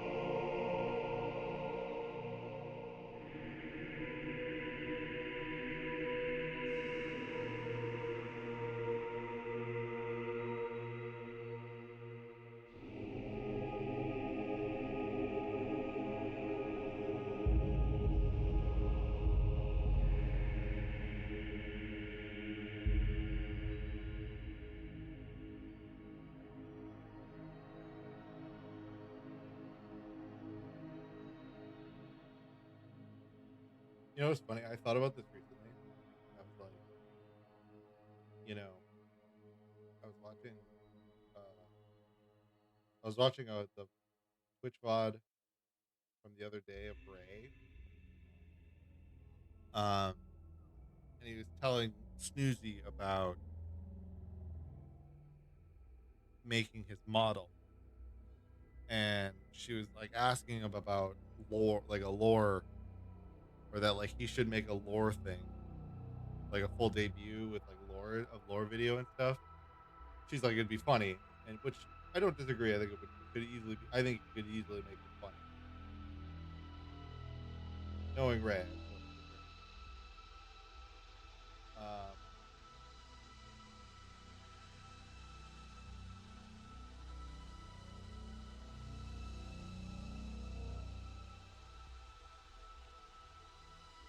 Um, but yeah, like it's just something that like depending, I think, on the context, like especially the context of like having been an IR a a flesh tuber, if you will, and then moving over to or just like making a model to use kind of just when you feel like it, especially in this scenario where it's like he's doing it because he got a sub goal to make it, right?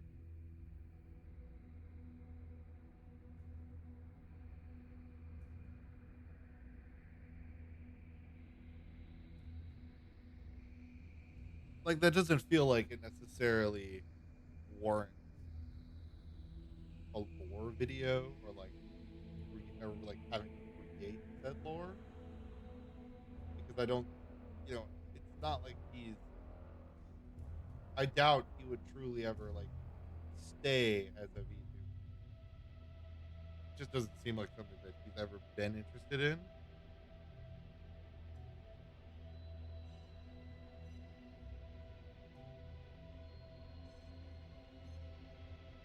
Nor do I have any reason to believe that he suddenly would now.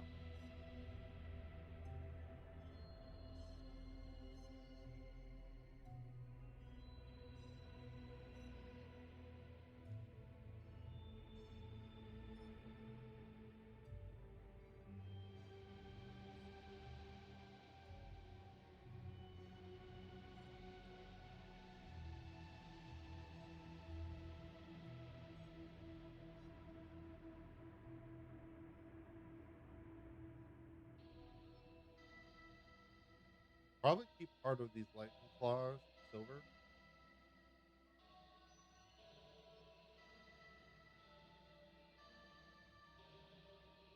just because they feel like that's where I want like the Iron War. Even though it's a very Night Lord thing to have, it just also feels like where I want some of the Iron Warriors painting scheme to come through.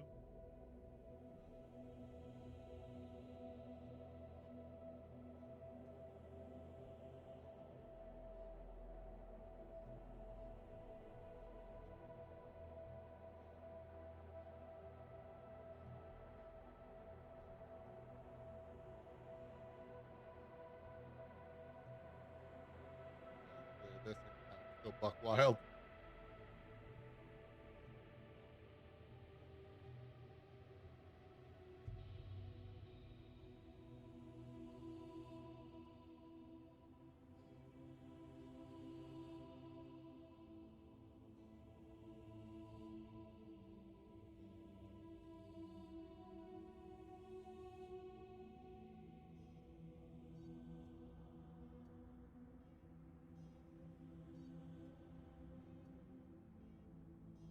Oh, good. My dog's heartworm medication.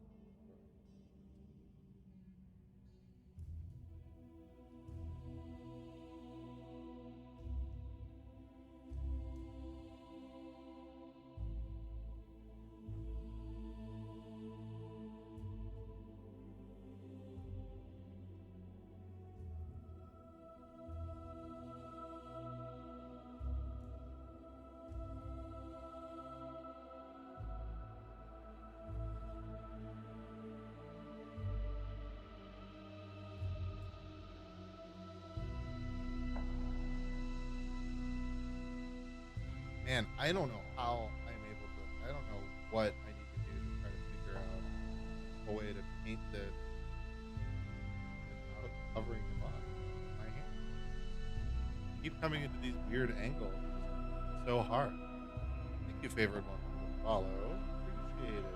I'm so sorry that I'm making such a terrible showing right now of painting so that you can see it.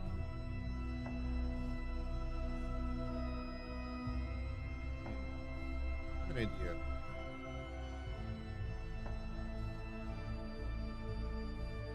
Give me 1 second. Oops, that's the one. Give me a second.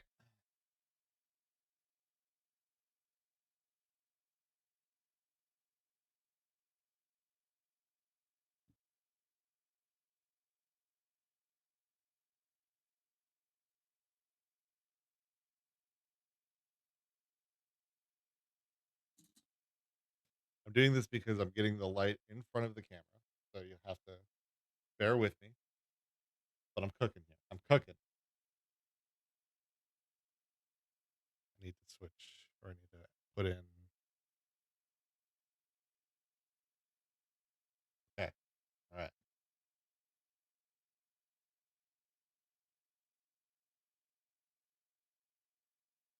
Hold on. Down more. Down more. There we go. This will do. This will do me two favors. It will make it way easier for me to see potentially. Let me do this. That way I can see. Okay.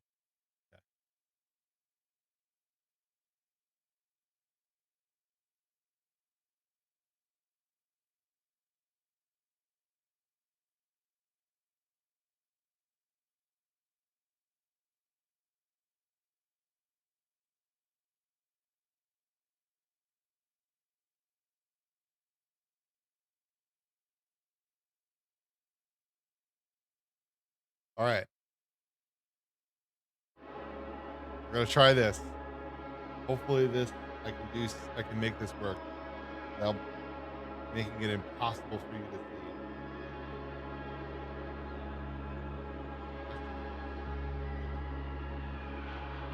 I, right now, actually, the question right now I need to answer is the angle. Like, is that really the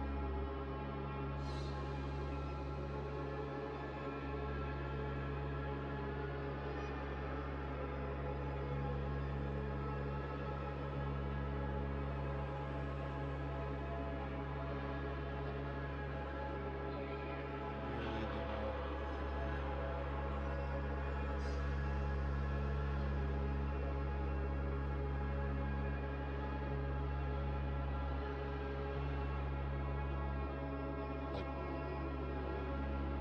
see if right now? I look real funky.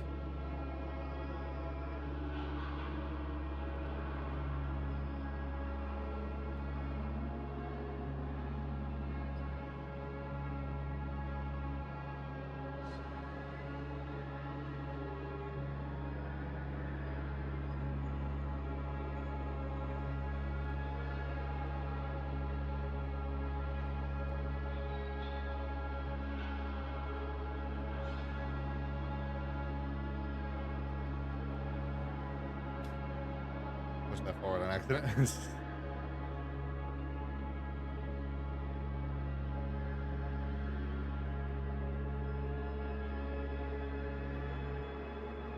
This. Some of the angles on this, honestly, you're just not going to be able to see very well. Not because of this time, not because of my hand, because it's a crevice. But I can handle the missing the crevice. That I can handle.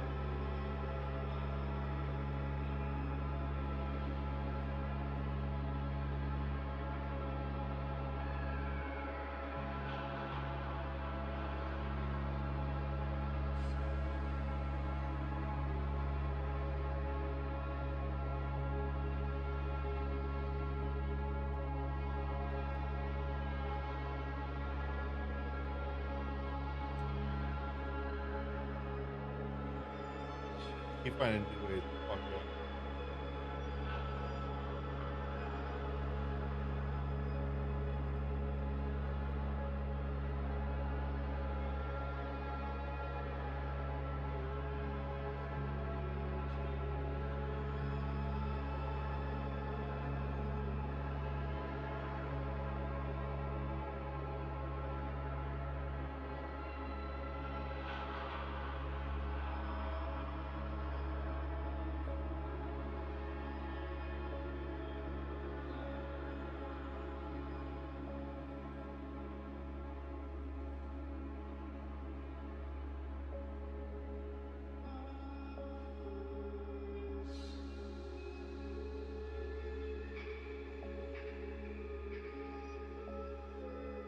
Okay, sorry, I had to just concentrate for that one.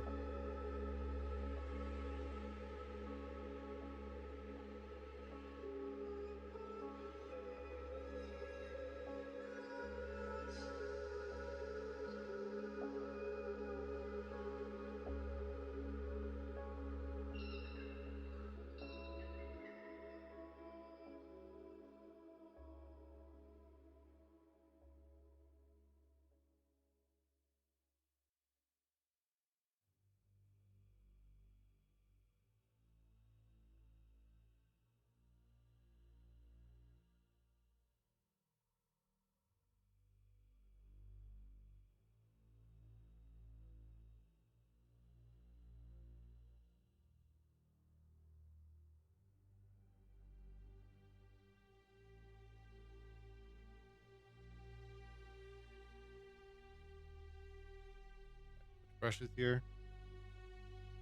I need to get smaller.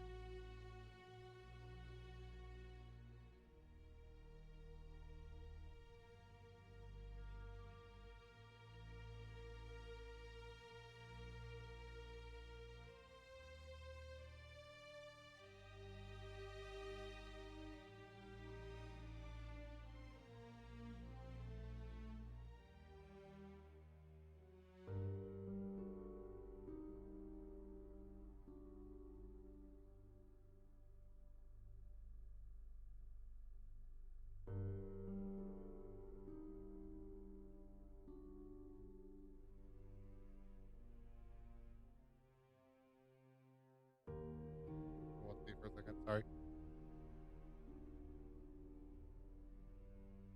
Just trying to get these crevices to be such a huge thing.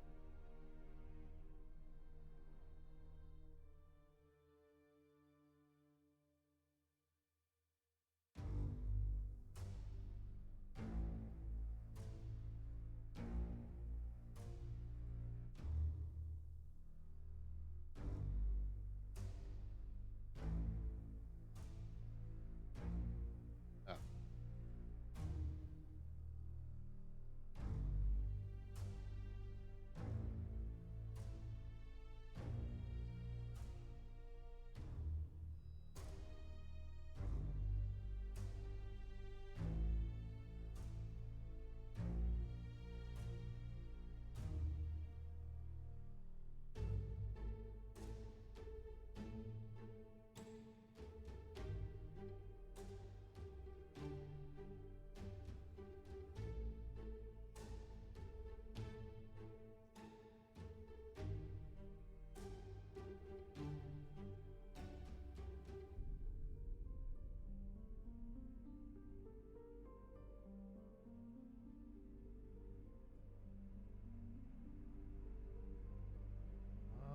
Checking anywhere for something that's not connected.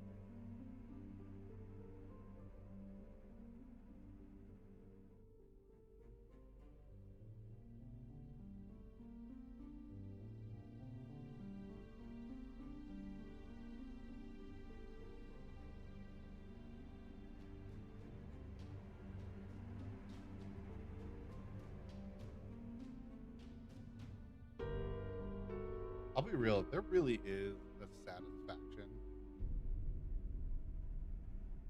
in painting a space marine body. So that would be both CSM and standard. Space.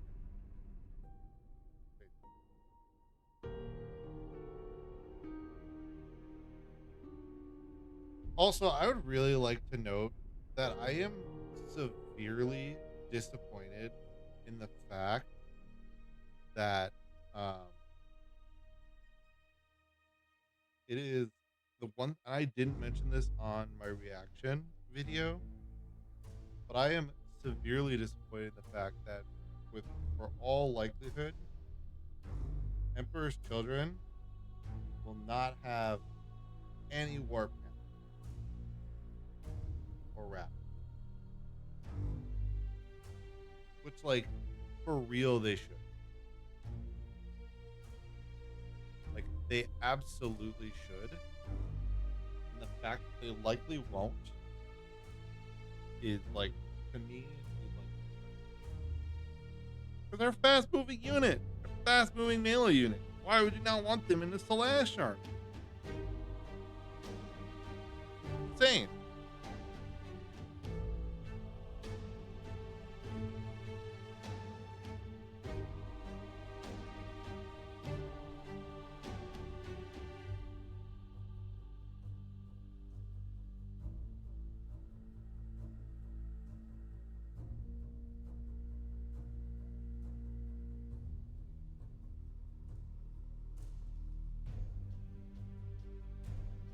You know? It's crazy.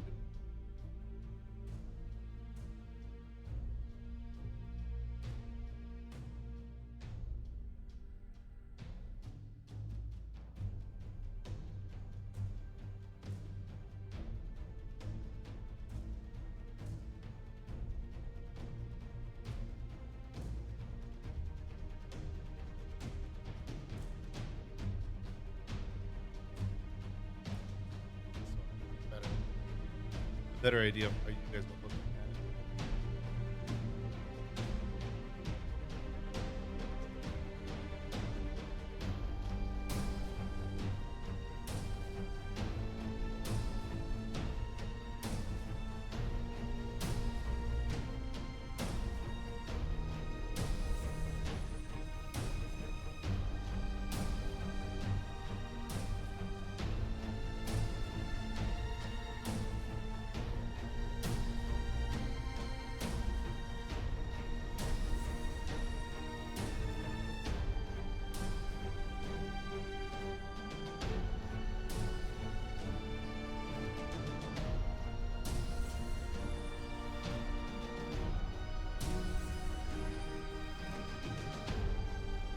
Pretty good here though, the blue. We'll have to go back and fix some of the silver strip stuff. Kind of like a later issue type thing. I'm gonna clean this up. When I mix it together, definitely it definitely created some issues.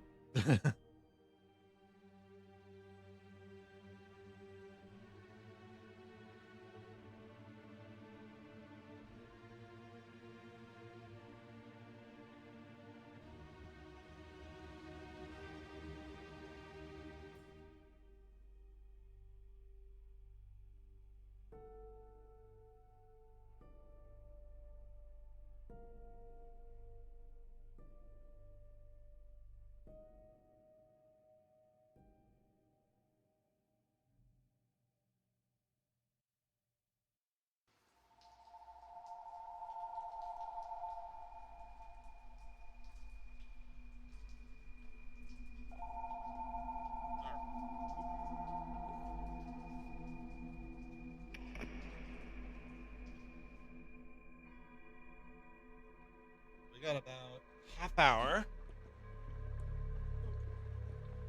Damn it. I'm trying not to bump the tripod. Got about a half hour. That's why I have to get Maisie out and get ready for work. But we're gonna try get through this level. So I think this is a model. Paul. Yeah, this is a model I think I tried airbrush. Honestly, good stuff. the experiment to do so.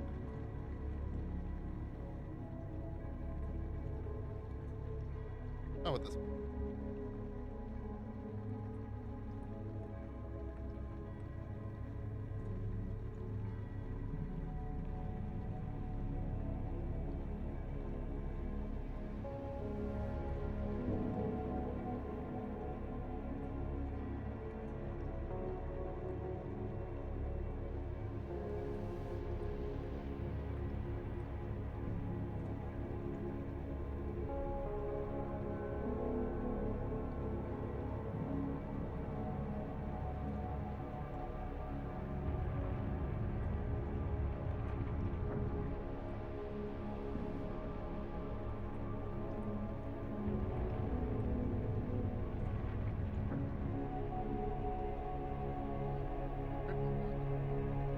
Okay, hold on.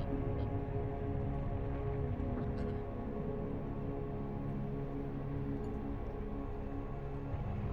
This is good because I forgot to turn myself on.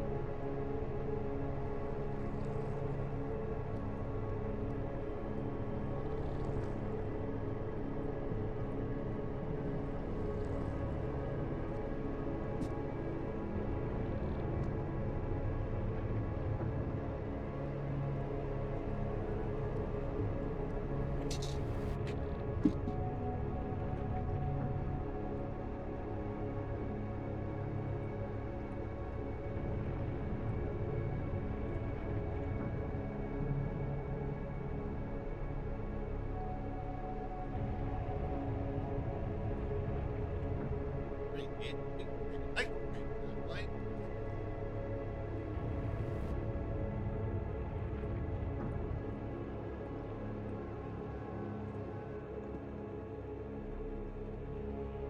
right from where I need to as well.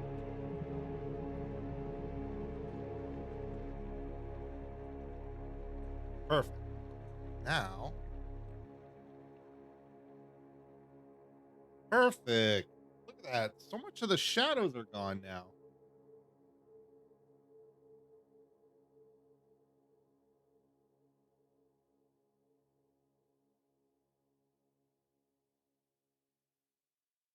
Yeah, that didn't thin out nearly either.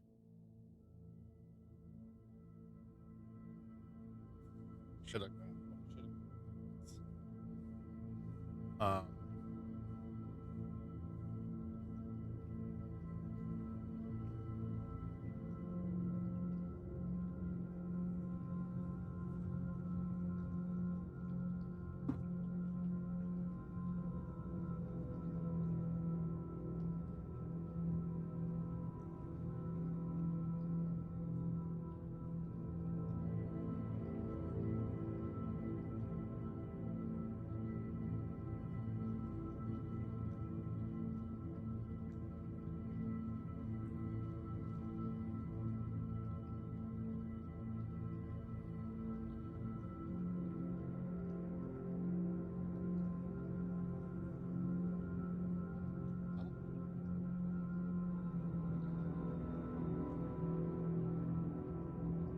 Oh, I got the paint water on there.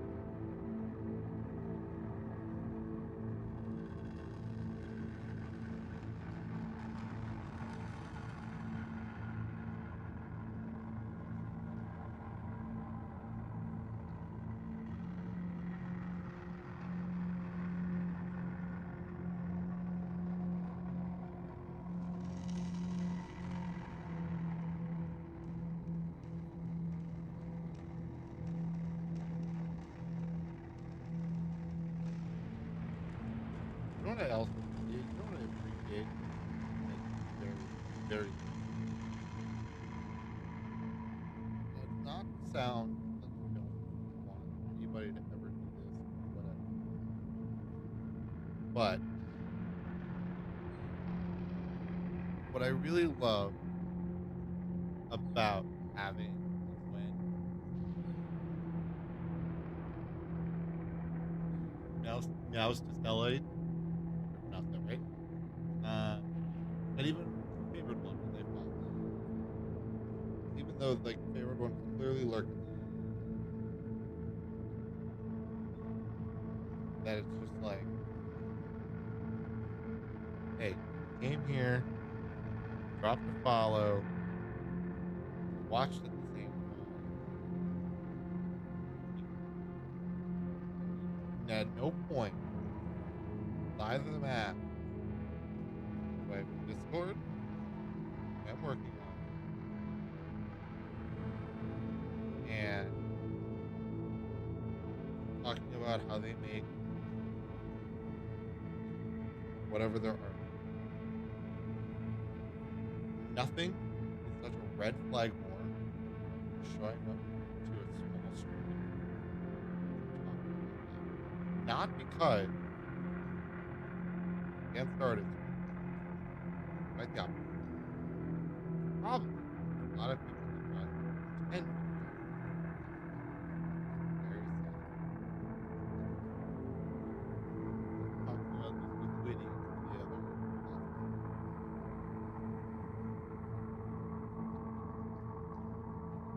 I intend to leave that pauldron silver because it's gonna get yellowed with cautious rains.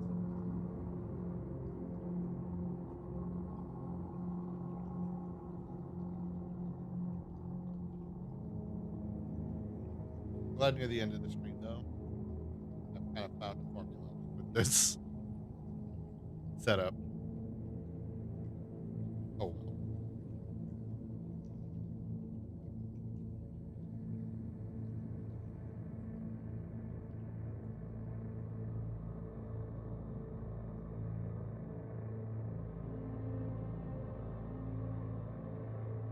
I'll re-trim the backpacks later. I just want this kind of baseline in here. So I'm actually just gonna full cover the whole thing. I'm not gonna worry about trying to avoid trim and whatever right now with this. I'm just gonna cover it up. Just the back. All the other parts I'm still gonna be fine.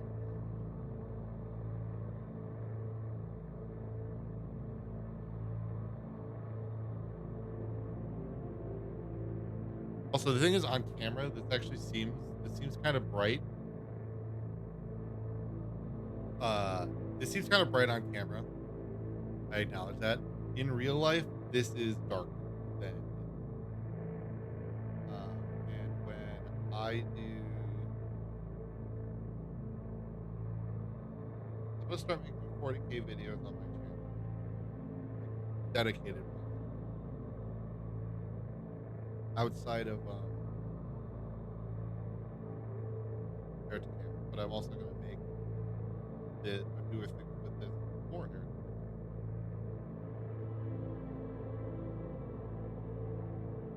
Um,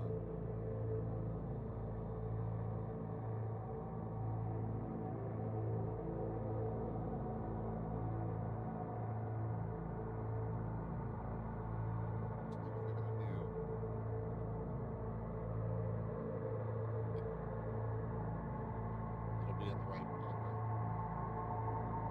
The air growth are usually opposite.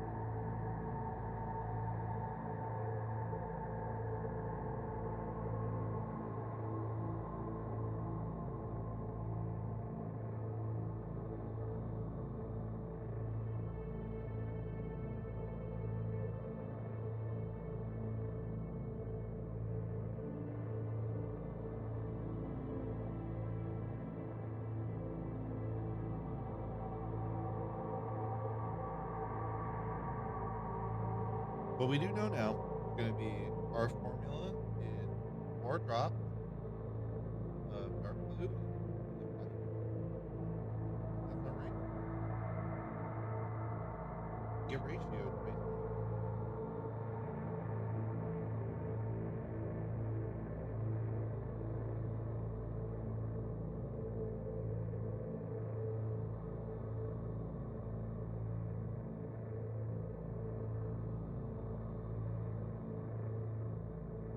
Helmet.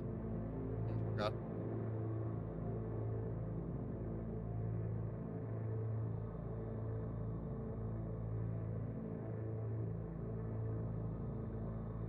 His is like almost a full spell.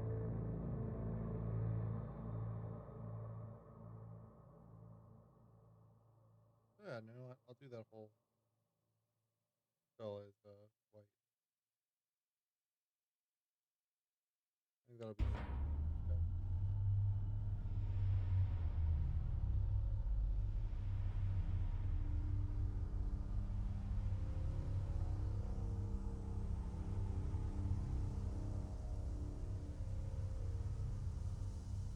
All right.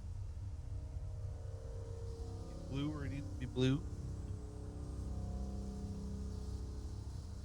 I realized later that I actually should have kept the other guy's feet silver. That's actually a weird association with you.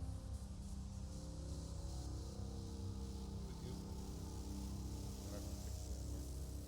Let me pick this blue. I rushed the shit out of this guy. I didn't have to. I really did not. He'll be an easy fix. He'll be an easy guy to fix. But yeah, we're getting somewhere, making progress. If I can more accurately portray is, um, I would say this probably fits some of his color a little bit better the way you're seeing it now. This right now probably would fit his color more.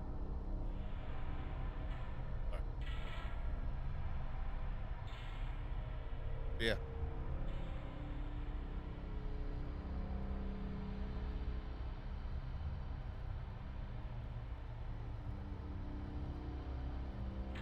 yeah, yeah. This setup actually worked really nicely to get the paint stuff. So sweet. And now realizing I should use that light like that. Actually pretty cool. But yeah, thank you guys so much for anybody that came around. I appreciate it. This will be up on YouTube though. Uh, it, probably wait tomorrow. No, probably Thursday. Sorry. But yeah, other than that, thank you so much for watching. Hope to see you next time. I'll do some practice on the. I'm gonna do some practice on the lightning bolts.